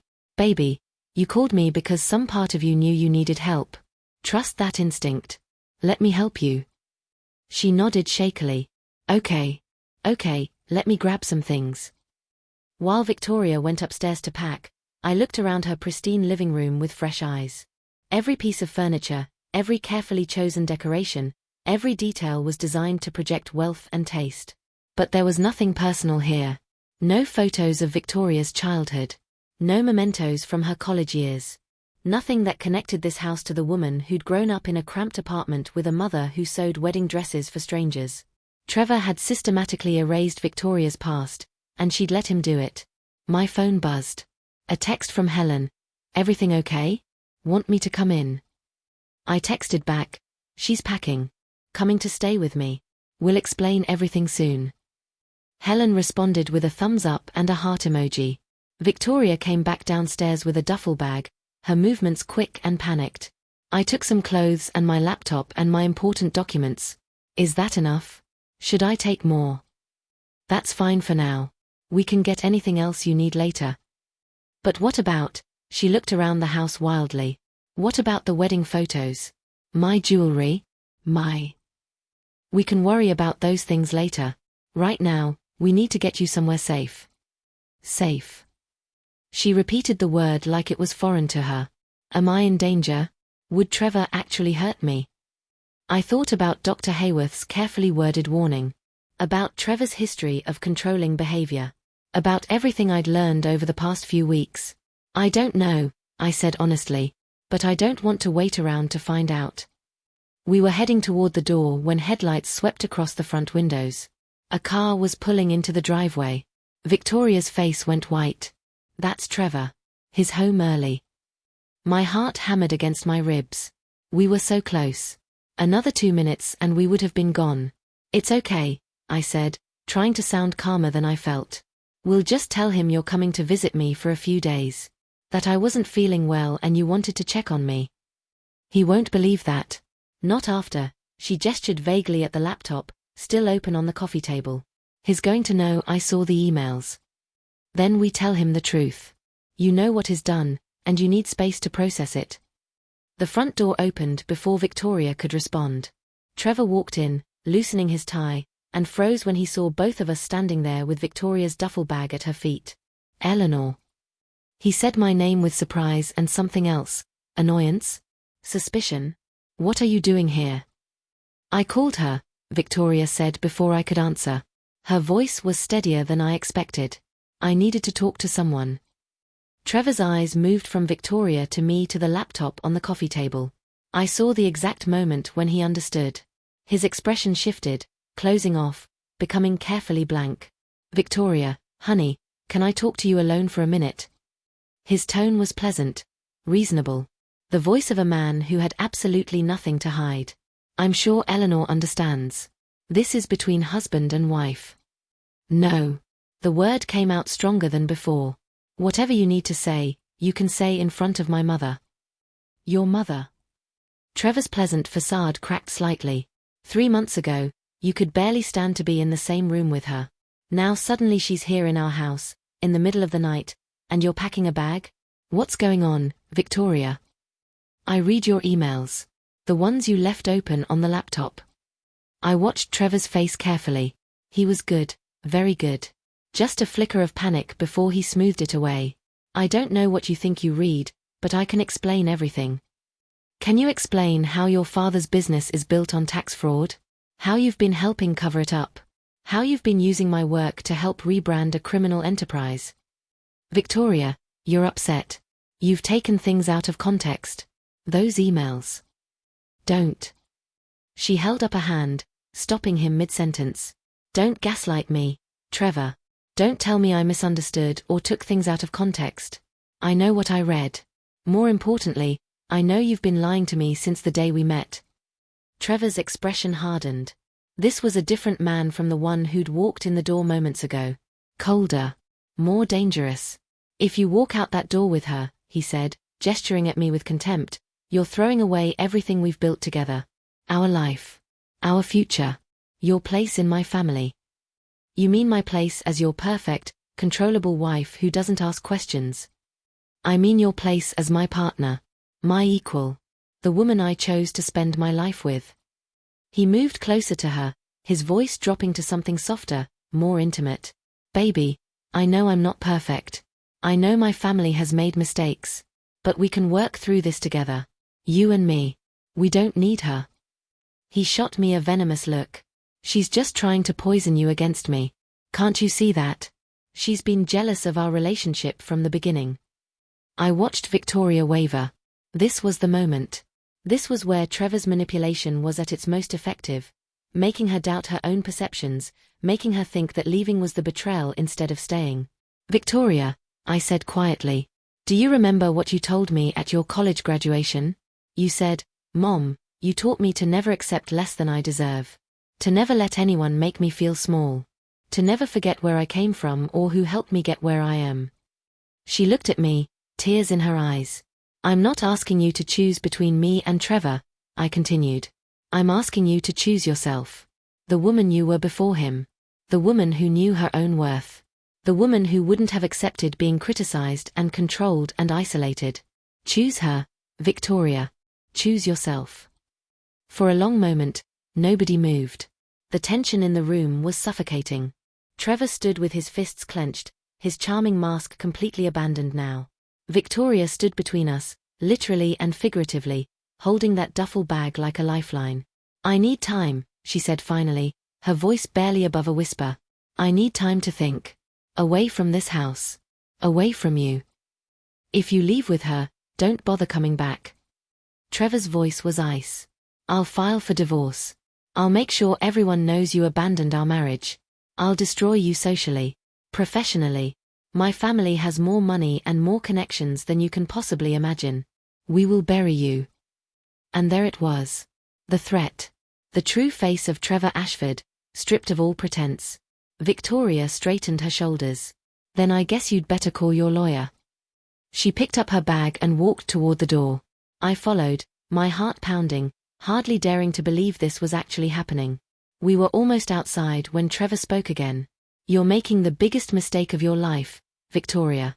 But don't worry, I'm sure your mother will be happy to welcome you back to poverty. You two can be miserable together, just like old times.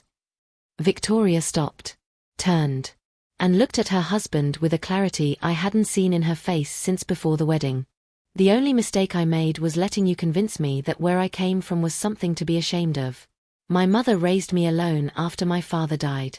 She worked 3 jobs to put me through college. She gave me everything, and she never once made me feel like I owed her anything. Her voice shook, but she kept going. You're right, I'm going back to her. And you know what? I'd rather be poor with someone who loves me than rich with someone who treats me like property. She walked out. I followed. And we didn't look back. Helen was waiting in the car, eyes wide. What the hell happened in there? Drive, Victoria said, sliding into the back seat. Just drive. Please. Helen drove.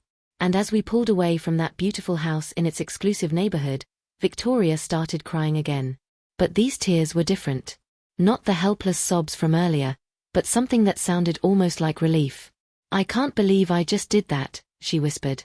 I can't believe I actually left. You were incredibly brave, I told her, reaching back to squeeze her hand. I was incredibly stupid to stay as long as I did. You're here now. That's what matters. We drove through the dark streets of Pittsburgh, leaving Soakley Heights behind. Victoria cried quietly in the back seat. Helen kept shooting me worried glances. And I sat there, holding my daughter's hand, thinking about everything that had led to this moment. The party where I'd been humiliated. The months of silence and rejection. The investigation I'd undertaken. The documents still sitting in my apartment, waiting to be weaponized. And now this, my daughter, finally free from Trevor's control, finally choosing herself. But I knew it wasn't over. Trevor had threatened to destroy Victoria, and men like him didn't make empty threats. Whatever came next was going to be ugly. The Ashfords would come after her with everything they had. And I would have to decide how far I was willing to go to protect her. The answer, I already knew, was as far as it took. Because Victoria wasn't baggage from my past. She was my future, my present, my everything. And I would fight heaven and hell before I let the Ashfords hurt her again. We got back to my small apartment around 11 that night. Victoria stood in the doorway, looking around at the cramped space with fresh eyes.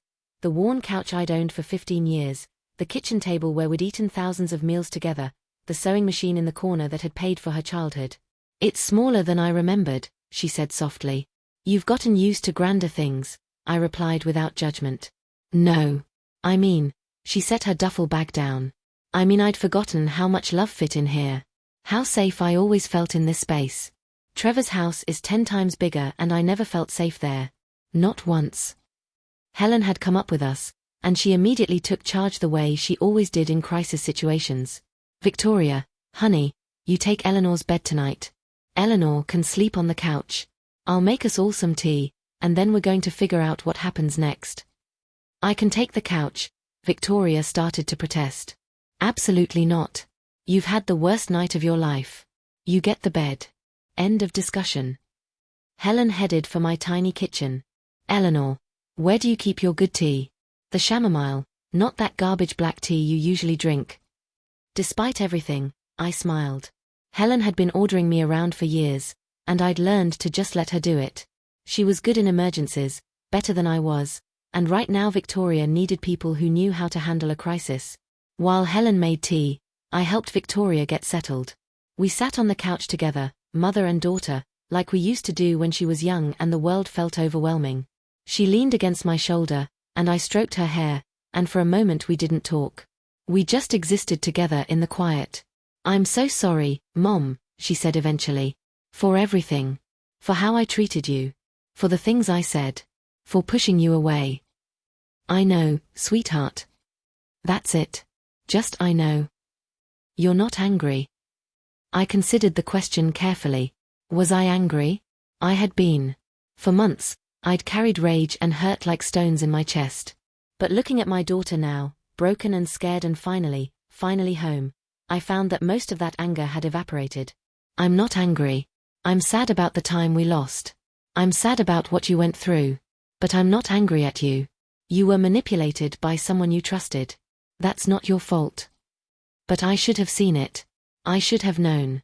You raised me better than this. Victoria, listen to me. I tilted her face up so she had to look at me. Trevor Ashford is a predator. He's been trained since birth to manipulate and control. His whole family operates that way. You couldn't have seen it because he was too good at hiding it.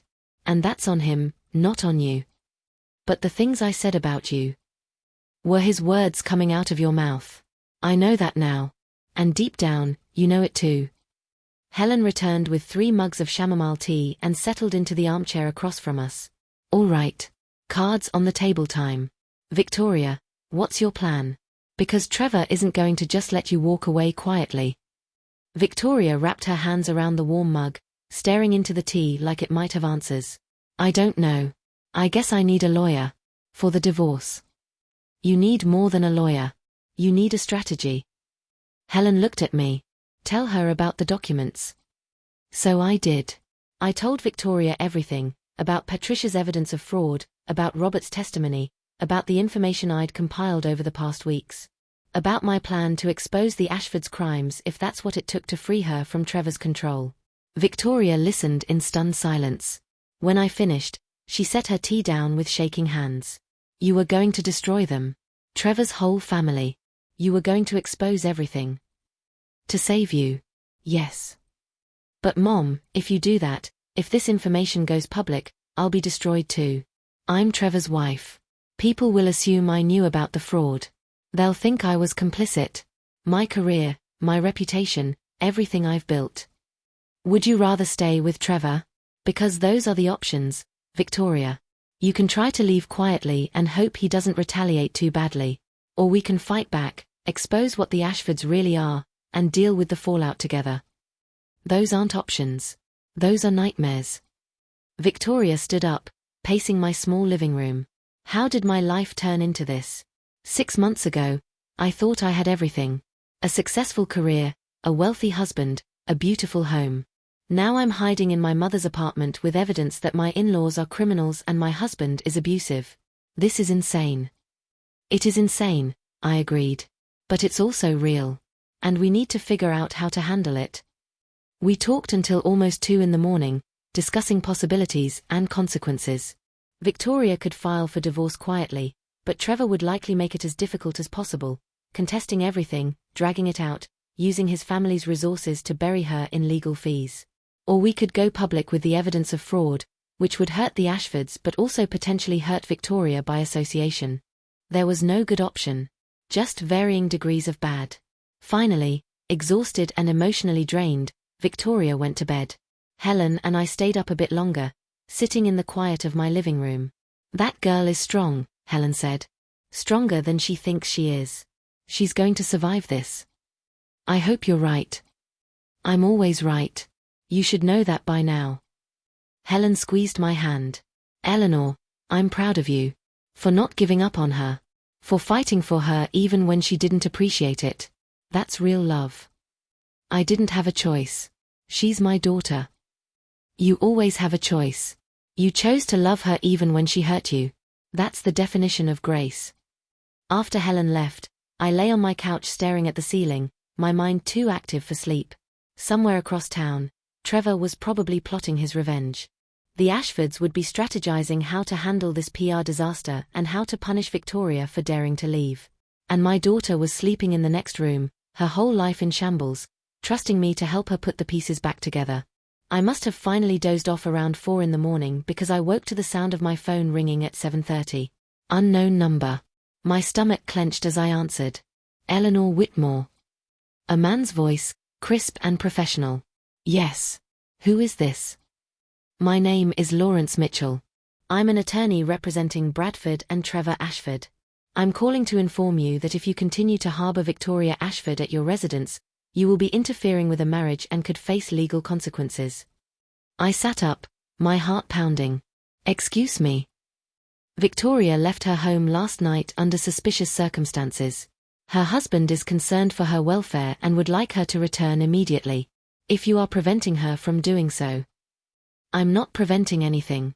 Victoria is an adult who made her own choice to leave an unhealthy situation. That's not how Mr. Ashford sees it. He believes you've been manipulating Victoria, poisoning her against him and his family. If you don't encourage her to return home by noon today, we'll be forced to take legal action. What kind of legal action? I kept my voice steady even though anger was rising in my chest. Harassment. Defamation. Interference with marriage. We have documentation of your recent behavior, contacting former Ashford employees, asking questions about the family business, making threats against the Ashford reputation. Mr. Ashford is prepared to sue you for everything you have if you continue this campaign against his family. I haven't threatened anyone. And Victoria is welcome to stay here as long as she wants. Then you leave us no choice. Expect to be served with papers later today. And Mrs. Whitmore? The Ashford family has unlimited resources. You have nothing. This won't end well for you. He hung up before I could respond. I sat there on my couch, phone in hand, shaking with a combination of fear and fury. They were coming after me. Less than 12 hours after Victoria left, the Ashfords were already weaponizing their legal team. Victoria emerged from the bedroom, wrapped in one of my old robes, looking young and scared. Was that Trevor? His lawyer. Threatening to sue me if you don't go back by noon. What? Victoria's face went white. They can't do that. You haven't done anything wrong. It doesn't matter. They have money and lawyers and they're used to intimidating people into submission.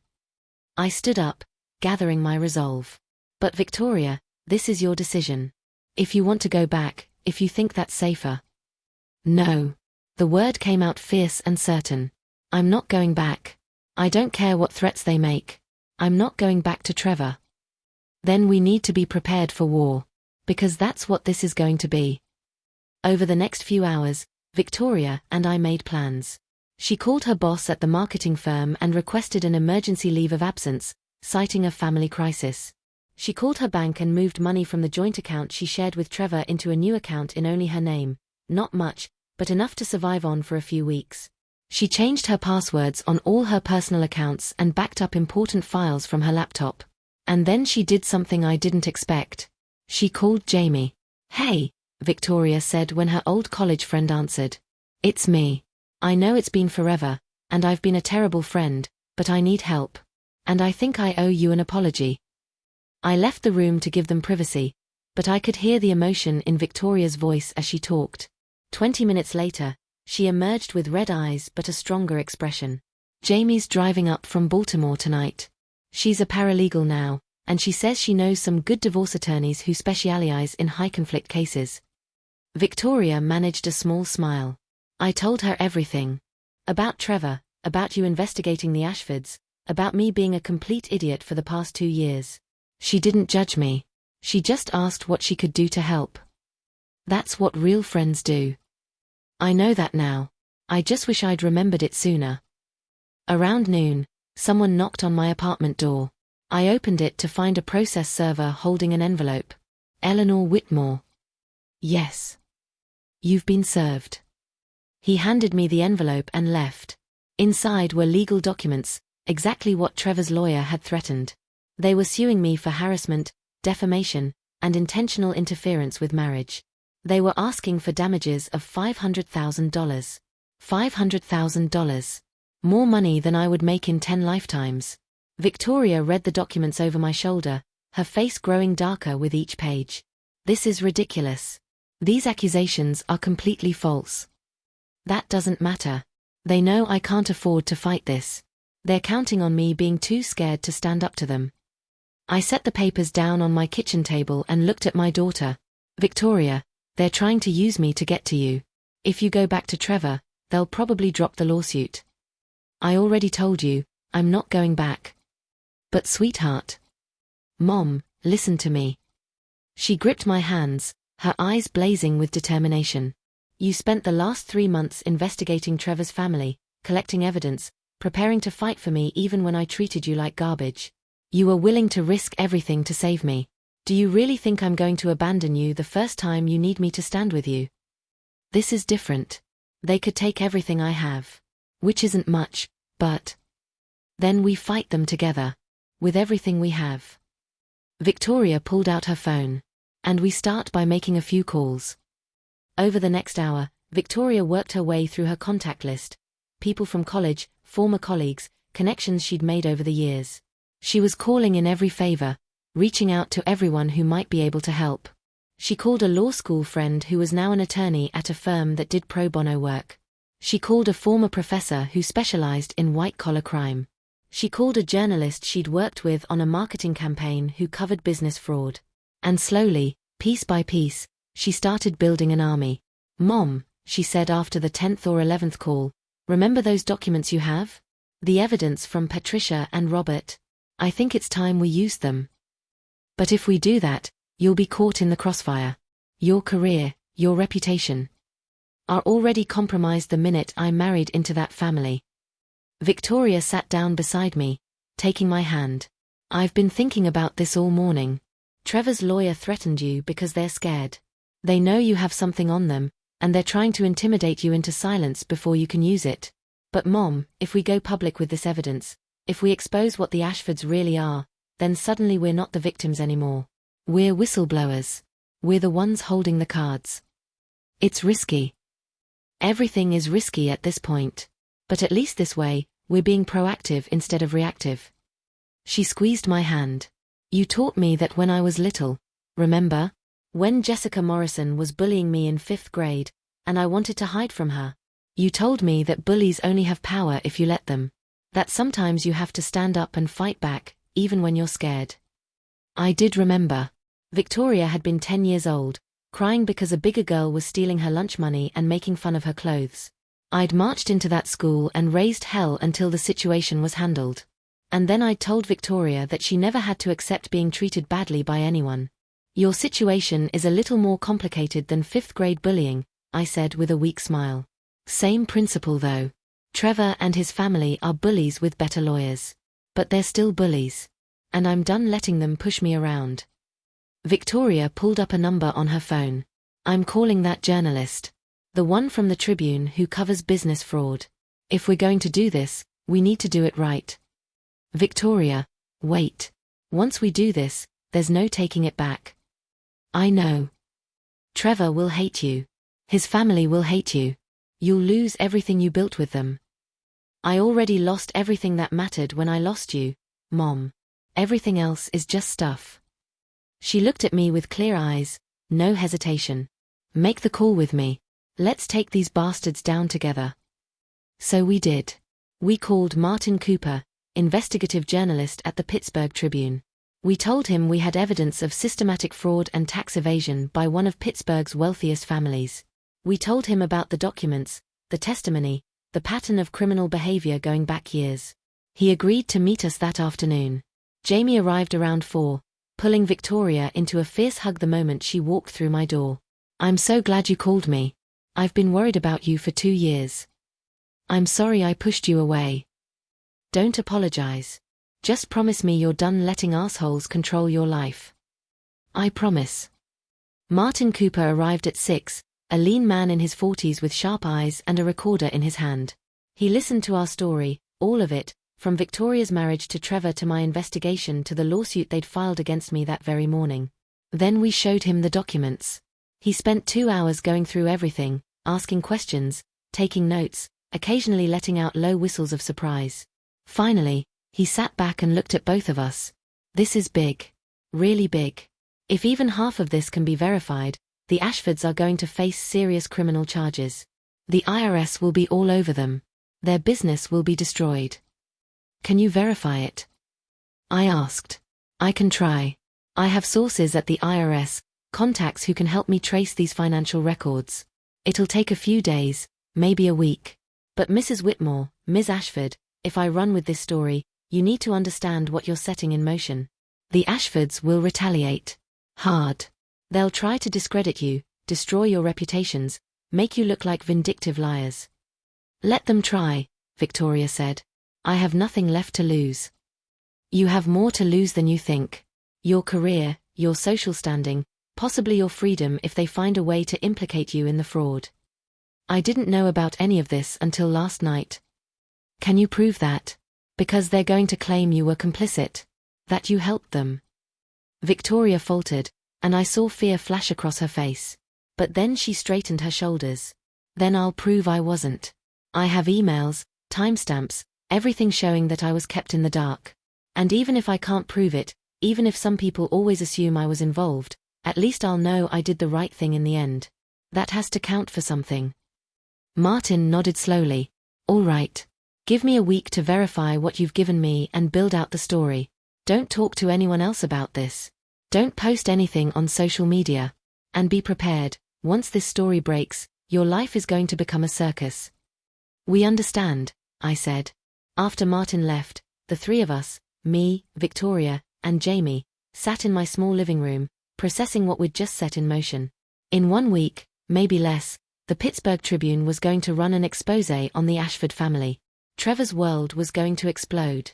And Victoria and I would be at the center of the blast radius. Are you scared? Jamie asked Victoria. Terrified, Victoria admitted. But also, for the first time in 2 years, I feel like myself again. Like I'm taking control of my own life instead of letting someone else dictate it. So yeah, I'm scared. But I'm also free. She looked at me then, and I saw my daughter, my real daughter, the one I'd raised, looking back at me for the first time in what felt like forever. Thank you, Mom. For not giving up on me. For fighting for me even when I didn't deserve it. You always deserved it, sweetheart. Always. We spent that evening making plans, preparing for the storm we knew was coming. Jamie helped Victoria find a good divorce attorney. We drafted statements for when the press started calling. We warned my landlord that things might get complicated and he might see reporters hanging around. And I pulled out those embroidered napkins, the ones Victoria had dismissed at the party, the ones I'd taken home and kept in a drawer. I showed them to her. I spent 8 hours making these. Every stitch perfect. Because I wanted you to have something beautiful from me, something that showed how much I loved you. Victoria took the napkins with shaking hands, running her fingers over the monogram I'd sewn so carefully. I'm so sorry I didn't appreciate them. You appreciate them now. That's what matters.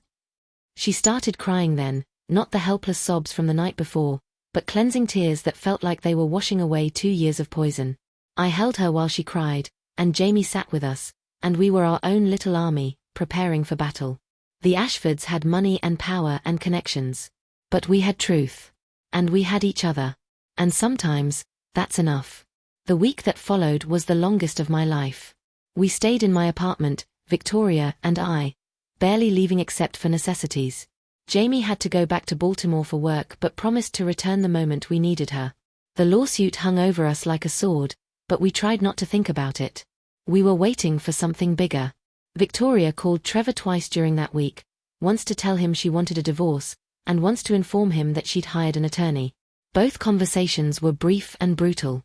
Trevor alternated between rage and manipulation, threatening her 1 minute and begging her to come home the next. She held firm. I'm done, Trevor. I know what you are. I know what your family is. It's over. You'll regret this, Victoria. I promise you that. On the 5th day, Diane Ashford showed up at my door. I opened it to find Trevor's mother standing in the hallway, looking like she'd aged 10 years since our lunch meeting. Her usually perfect appearance was disheveled, no makeup, hair pulled back in a messy ponytail, wearing jeans and a sweater instead of her usual elegant outfits.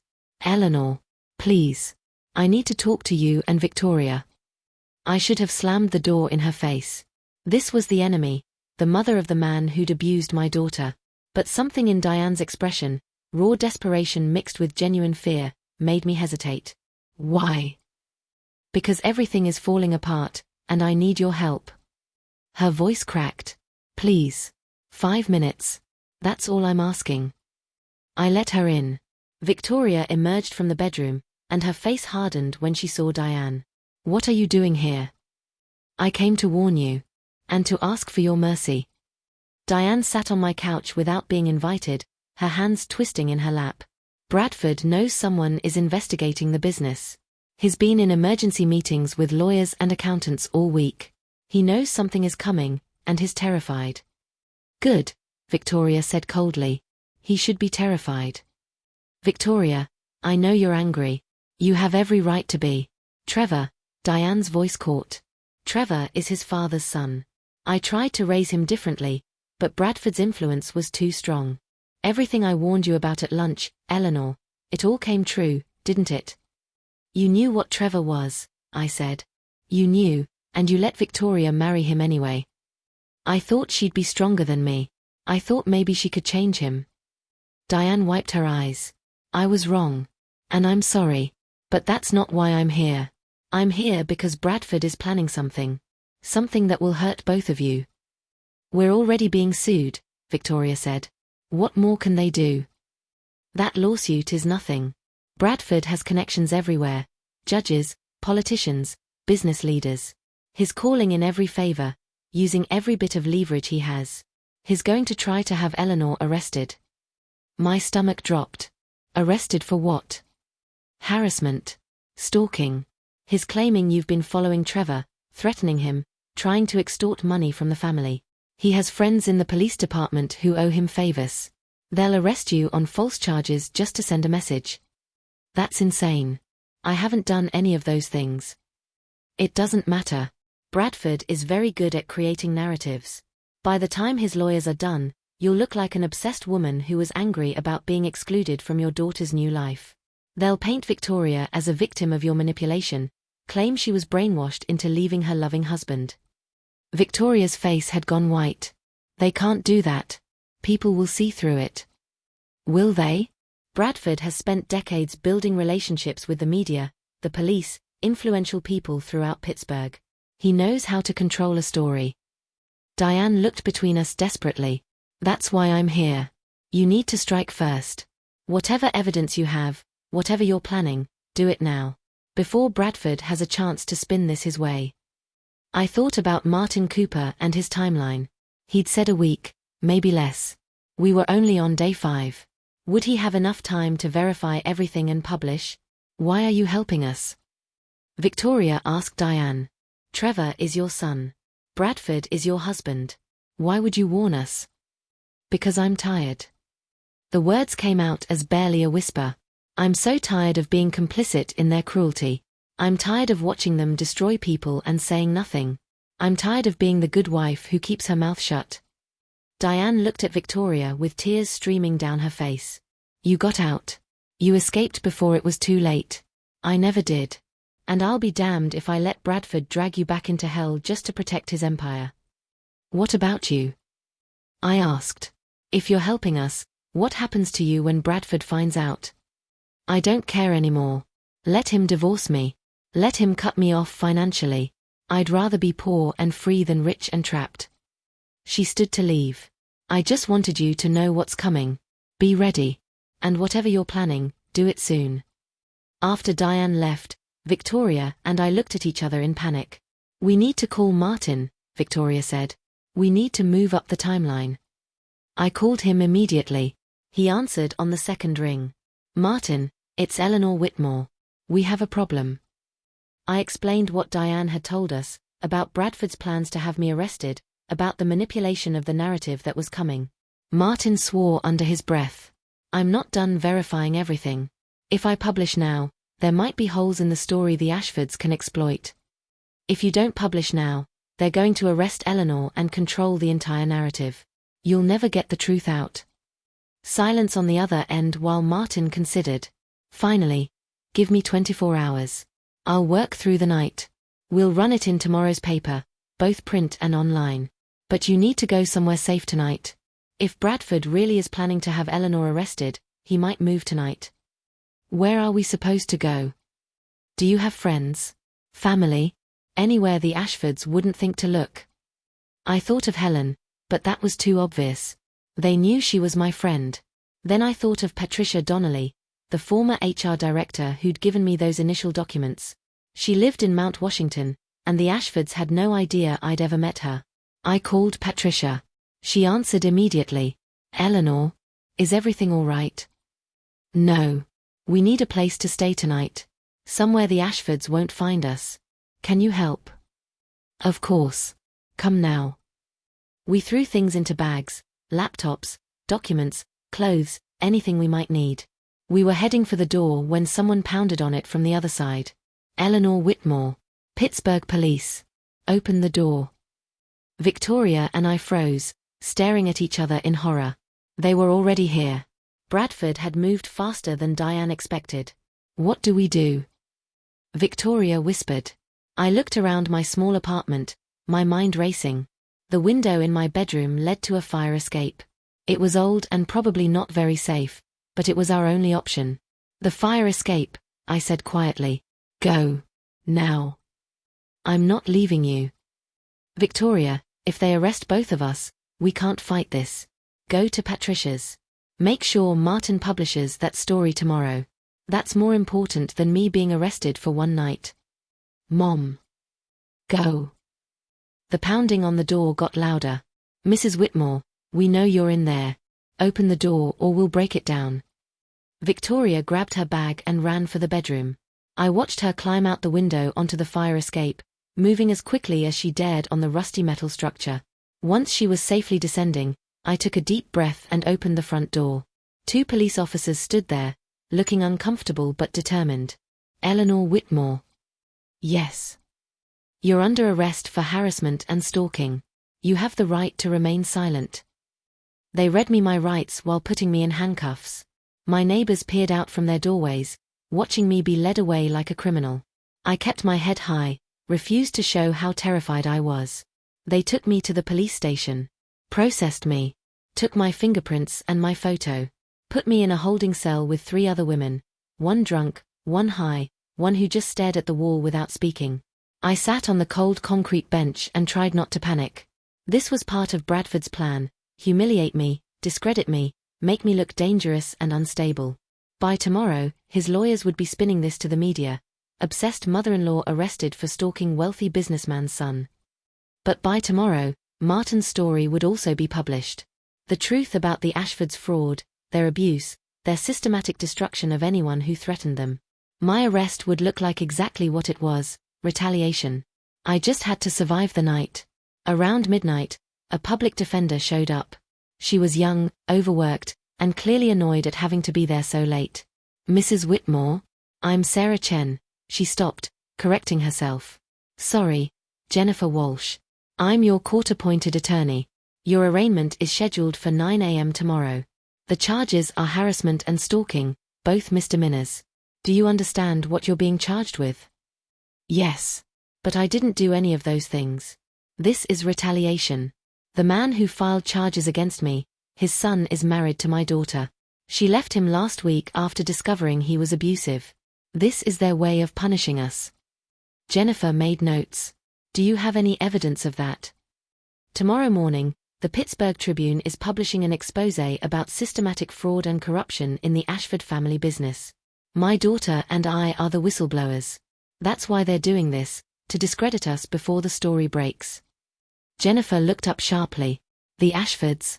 Bradford Ashford? Yes. Jesus Christ. She sat down on the bench next to me. Okay. This just became a lot more complicated. If what you're saying is true, and if that story really is publishing tomorrow, then this arrest is going to look very, very bad for them. Can you get me out of here tonight? Not tonight. But at the arraignment tomorrow, I'll argue for release on your own recognizance. No bail. Given that you have no prior record and these are misdemeanor charges, the judge should agree. You'll be out by noon. Will the story have published by then?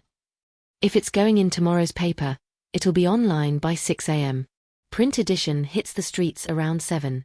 So yes, by the time you're in court, everyone will know what the Ashfords really are.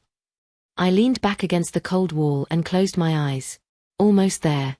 Just a few more hours. The night crawled by. I didn't sleep, couldn't sleep on that hard bench with fluorescent lights buzzing overhead and the drunk woman snoring in the corner. I just waited, watching the clock on the wall, counting down the hours until Martin's story would go live. At 5:30 a.m., one of the guards brought me a cup of terrible coffee and a stale pastry. Your attorney called. She's got news. Jennifer showed up 20 minutes later, her face flushed with excitement. It's live. The story just went up on the Tribune's website. And Eleanor, it's everywhere. Twitter, Facebook, local news stations picking it up. The Ashfords are finished. She showed me her phone. The headline read, Local Business Empire Built on Fraud, Ashford Luxury Motors Accused of Systematic Tax Evasion and Corruption. Below it was Martin's article, detailed, damning, impossible to dismiss. He'd included quotes from Patricia and Robert. Financial records showing the movement of illegal funds. Emails discussing creative accounting. Everything we'd given him, verified and presented in clean, undeniable prose. And at the end of the article, Eleanor Whitmore, 63, and her daughter Victoria Ashford, 28, came forward with this evidence after Victoria left her marriage to Trevor Ashford, citing emotional abuse and manipulation. Just hours after providing this information to the Tribune, Eleanor Whitmore was arrested on harassment charges filed by Bradford Ashford. Critics suggest the arrest may be retaliatory. They tried to silence you, Jennifer said, but all they did was prove your point. Come on. Let's get you in front of a judge. The arraignment was surreal. I stood before the judge in my rumpled clothes from yesterday, aware that I probably looked exactly like the dangerous criminal Bradford wanted me to appear to be. But the judge, an older woman with sharp eyes, had clearly read the morning news. Mrs. Whitmore, you're charged with harassment and stalking. How do you plead? Not guilty, Your Honor. The prosecutor, a young man who kept glancing at his phone nervously, asked for high bail, claiming I was a danger to the Ashford family. Jennifer stood up. Your Honor, Mrs. Whitmore has no criminal record. She's a 63-year-old seamstress who has lived in Pittsburgh her entire life. The charges against her were filed by Bradford Ashford less than 24 hours after Mrs. Whitmore provided evidence of criminal activity within the Ashford family business to the media. This arrest appears to be retaliatory, and I ask that my client be released on her own recognizance. The judge looked at me, then at the prosecutor, then at the newspaper sitting on her desk with the Ashford story on the front page. Granted. Mrs. Whitmore, you're free to go. Next court date will be scheduled for 3 weeks from now, but honestly, Mr. Patterson, she looked at the prosecutor, I suspect these charges will be dropped long before then. Dismissed. I walked out of that courtroom into the morning sunlight, and Victoria was waiting for me on the steps. She ran to me, wrapping her arms around me tight. Mom. Oh my God, Mom. Are you okay? I'm fine, sweetheart. I'm fine. Have you seen? She pulled out her phone, showing me the news. The Ashford story was everywhere. Every local news station, every newspaper, trending on social media. Bradford's luxury car dealerships were being investigated by the IRS. Trevor had been placed on administrative leave from his position at the company. The Ashford name was being dragged through the mud in real time. It's working, Victoria said. Mom, it's actually working. They're being exposed. We stood on those courthouse steps, watching the world wake up to the truth about the Ashford family. And even though I was exhausted and traumatized from spending a night in jail, even though I knew this war wasn't over yet, I felt something I hadn't felt in a long time. Victory. Not because the Ashfords were being destroyed, though there was satisfaction in that. But because my daughter was free. Because she was standing beside me, fighting with me, no longer ashamed of where she came from or who I was. We had won. Not the battle. That was still ongoing. But the war for Victoria's soul? That was over. And I had my daughter back. The next 6 weeks were chaos. The story Martin published set off a chain reaction that even I hadn't fully anticipated. The IRS launched a formal investigation into Ashford Luxury Motors. The Pennsylvania Attorney General's office opened a criminal inquiry. Former employees started coming forward with their own stories of wrongful termination and hush money. The house of cards the Ashfords had spent decades building collapsed in spectacular fashion. Bradford Ashford was indicted on 14 counts of tax fraud, wire fraud, and conspiracy. Trevor was charged as an accessory to several of the crimes, though his lawyers insisted he'd been kept in the dark by his father, a claim nobody believed. The family's assets were frozen pending the investigation. Their luxury cars were repossessed. Their country club membership was revoked. People who'd been their friends for years suddenly didn't return phone calls. It was, in a word, glorious. But it was also complicated. Because Victoria was still legally married to Trevor, and some people did try to implicate her in the fraud. The marketing work she'd done for the company came under scrutiny. Her social media accounts were flooded with hate mail and accusations. She lost her job when her employer decided they couldn't afford the association with the Ashford scandal. Those first few weeks, Victoria lived in my apartment, and we weathered the storm together. Jamie came up from Baltimore every weekend, helping us respond to legal documents and media inquiries. Helen became our shield, screening calls and turning away reporters who showed up at my building. Victoria's divorce proceedings started, and they were brutal. Trevor contested everything, trying to use the legal system as a weapon just like his father had taught him. But his lawyers were fighting a losing battle. Every day brought new revelations about the Ashford family's crimes, and public sympathy was firmly on Victoria's side. The harassment charges against me were officially dropped 3 weeks after my arrest. The prosecutor called Jennifer Walsh and admitted they'd been pressured to file them by Bradford Ashford, and that there was no actual evidence supporting the claims. Jennifer suggested we could sue for wrongful arrest, but I declined. I'd won what I wanted. I didn't need revenge beyond what was already happening. Diane Ashford filed for divorce from Bradford the day after the Tribune story broke. True to her word, she chose freedom over wealth. Bradford fought it viciously, but Diane had been documenting his abuse for years, and she had powerful testimony about the emotional toll of living with him. The last I heard, she'd moved to California to be near her sister, and she was working as a volunteer at a women's shelter, helping other women escape abusive relationships. She called me once, about a month after everything exploded. "Eleanor, it's Diane. I hope it's okay that I'm calling." "Of course. How are you?" "Free. For the first time in 32 years, I'm free." Her voice was lighter than I'd ever heard it. "I wanted to thank you. For being brave enough to do what I never could. For saving Victoria before she became me. You helped save her too. If you hadn't warned us about Bradford's plans. Maybe. But you were the one who fought for her. Who never gave up, even when she pushed you away. That's real love, Eleanor. The kind I wish I'd received from my own mother. The kind I wish I'd been able to give Trevor before Bradford poisoned him." "Do you think Trevor will ever change?" "No." The word was sad but certain. He's too much like his father. Too convinced that the world owes him something, that other people are tools to be used. Maybe if he'd had different influences growing up, maybe if I'd been stronger. But it's too late now. He made his choices. He has to live with the consequences. We talked for another half hour, two women who'd both been wounded by the Ashford men, finding healing in shared understanding. Before we hung up, Diane said something that stayed with me. "Tell Victoria she has what Bradford and Trevor never did, the ability to start over. To choose differently. To build a life based on authenticity instead of appearances. That's a gift." I promised I would. By April, 3 months after Victoria left Trevor, the divorce was finalized. Trevor had tried to fight for a portion of her future earnings, claiming her marketing skills had been developed during their marriage and he was entitled to benefit from them. The judge laughed him out of court. Victoria was awarded a small settlement from assets that hadn't been frozen by the government, enough to get by for a few months while she figured out her next steps.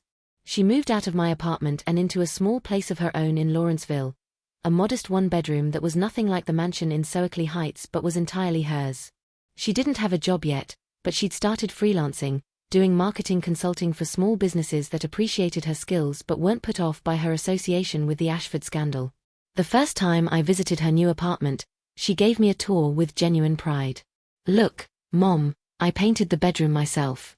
And I got this couch from a thrift store and reupholstered it. Doesn't it look great?"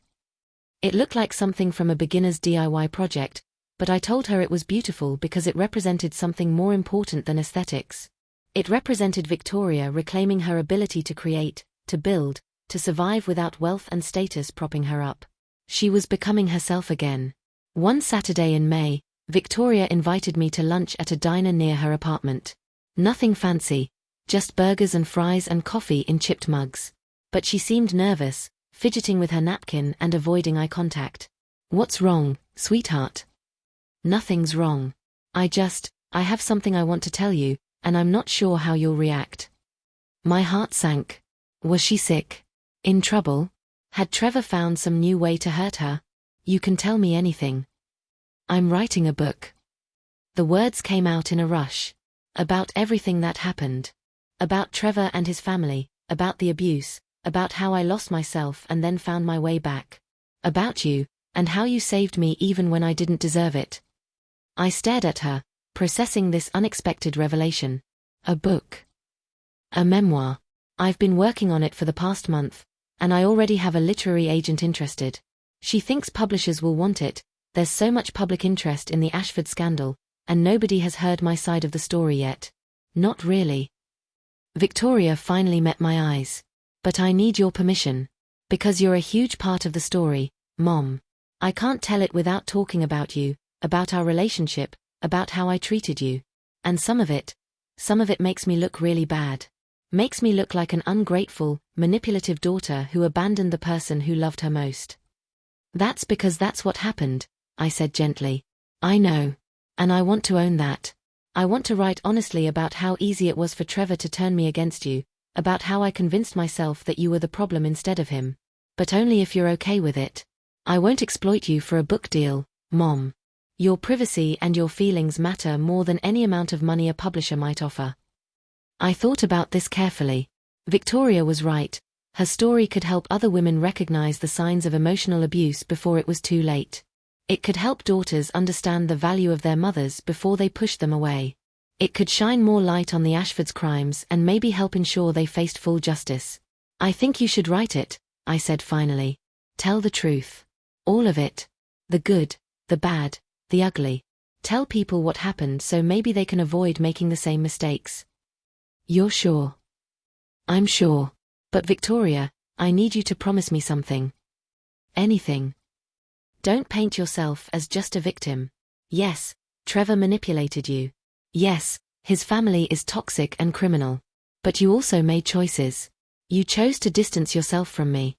You chose to believe his lies about me being an embarrassment. You chose status over authenticity." I reached across the table and took her hand. "Own those choices. Because that's the only way you'll truly heal from them.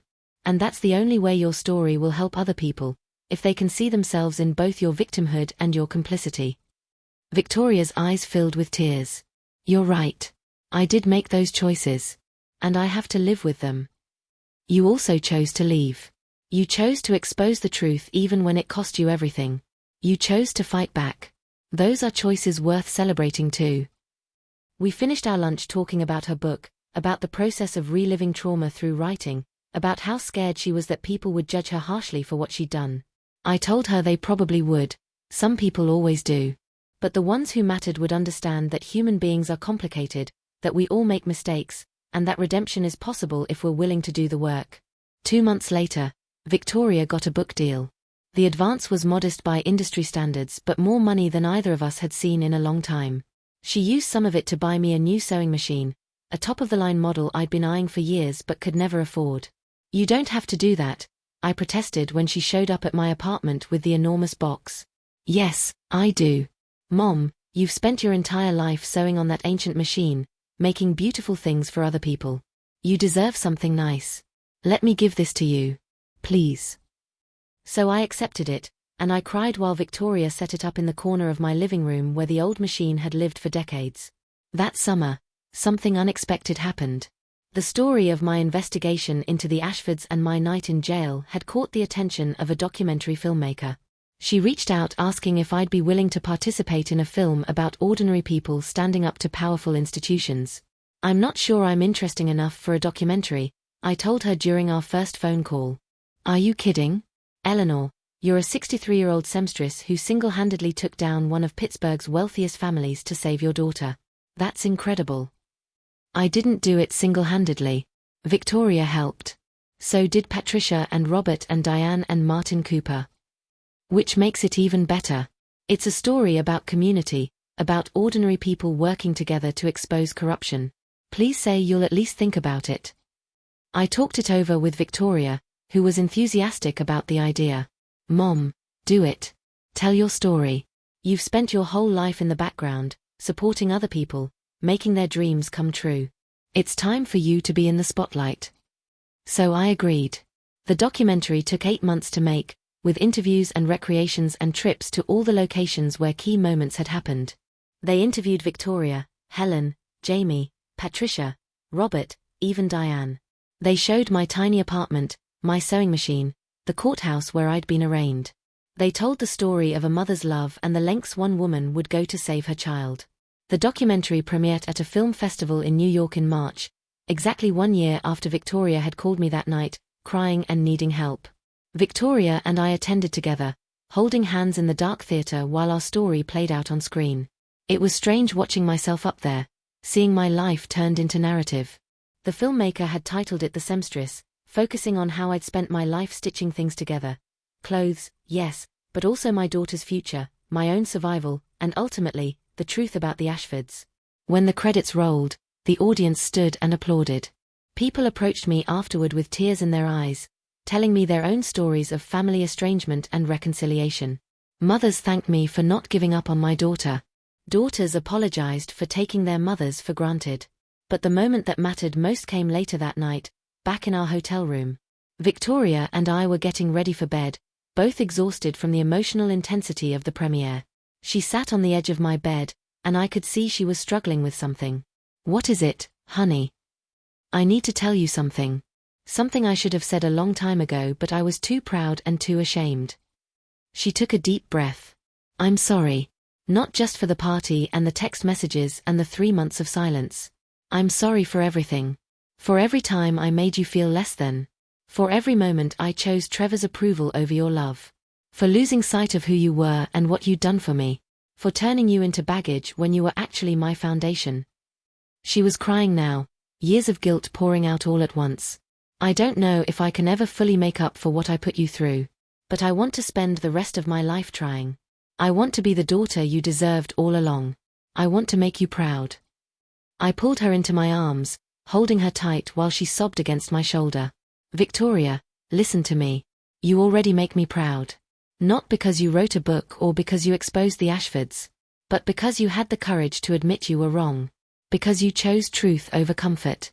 Because you're building a real life now, based on authentic values instead of appearances." "But I hurt you so badly." "Yes, you did. And I forgave you. Not because what you did was okay, but because holding on to anger would have destroyed us both. Forgiveness isn't about erasing the past, sweetheart. It's about refusing to let the past define the future." We stayed like that for a long time, mother and daughter, healing together from wounds that had almost destroyed us. The documentary won several awards and was eventually picked up by a streaming service. The attention was overwhelming at first, more media requests, speaking invitations, offers for book deals about my own experience. I turned most of them down. I told my story. I didn't need to keep reliving it for public consumption. But I did accept a few speaking invitations at women's shelters and community centers, talking to mothers and daughters about the importance of communication, about recognizing abuse, about never giving up on the people you love even when they make it really hard. Victoria's memoir was published that fall and became a bestseller. The reviews were mixed. Some people praised her honesty and vulnerability, others criticized her for profiting from her own bad choices. She handled the criticism with grace, acknowledging in interviews that she understood why people were angry with her, but that she hoped her story would help others avoid her mistakes. The Ashfords' trial began in November. Bradford and Trevor were both convicted on multiple counts of fraud. Bradford was sentenced to 12 years in federal prison. Trevor got 8 years. Their assets were liquidated to pay restitution to the government and to former employees they'd wronged. I didn't attend the trial, I'd had enough of courtrooms, but Victoria went to the sentencing hearing. She wanted to look Trevor in the eye one last time and know that she'd survived him. When she came to my apartment afterward, she looked lighter somehow. Unburdened. "It's really over," she said. "He's going to prison. His father is going to prison. The Ashford empire is finished." "How do you feel?" "Sad. Angry. Relieved. Grateful. All of it at once." She sat down on my couch, the same couch where we'd reconciled over a year ago. "You know what Trevor said to me when they were leading him out of the courtroom?" "What?" "He said, 'I hope you're happy. You destroyed everything.' Like I was the villain in his story. like he'd done nothing wrong. She shook her head. And I realized, he still doesn't get it. Even now, after everything, he sees himself as the victim. He'll probably die in prison thinking he was treated unfairly. Some people never take responsibility for their actions. That's his burden to carry, not yours. I know. And I'm done carrying anything that belongs to him. We ordered Chinese food and watched old movies, and it felt like the years between us had finally dissolved. Not erased, we couldn't erase what had happened, but transformed into something that had made us both stronger. Now, standing here today, 3 years after that terrible party in Soakley Heights, I can look back and see the whole arc of the story. The betrayal. The investigation. The revelation. The war. The victory. The healing. Victoria is 31 now and thriving. She runs her own marketing consultancy, working with small businesses and non-profits that appreciate her skills and her story. She's dating someone new, a teacher named David who treats her with kindness and respect, who encourages her to stay close to her friends and family, who never makes her feel like she needs to be anyone other than who she is. She visits me twice a week, usually bringing dinner or groceries. We've established new traditions: Sunday morning walks through Skenley Park, Wednesday evening sewing sessions where I teach her my craft, monthly lunches at our favorite diner. We talk about everything now: her work, her relationship with David, her ongoing therapy to process the trauma of her marriage to Trevor. And she never, ever treats me like an embarrassment. Never acts ashamed of where she came from. When people ask about her past, and they do, frequently, given the publicity around her story, she talks about me with pride. My mother is the strongest person I know, she says. She saved my life, and I will spend the rest of mine being grateful for that. As for me, I'm 66 now. Still sewing, though I've cut back my hours. The documentary money gave me a financial cushion I'd never had before, enough that I don't have to take every job that comes my way. I can be selective. I can rest when I'm tired. I can live instead of just surviving. Helen and I are planning a trip to Ireland next spring, something I never thought I'd be able to afford. Patricia and I have become friends, meeting for coffee once a month to talk about our lives and laugh about how we'd managed to bring down the Ashfords. Diane sends cards on holidays, always with a note thanking me for helping her find the courage to leave Bradford.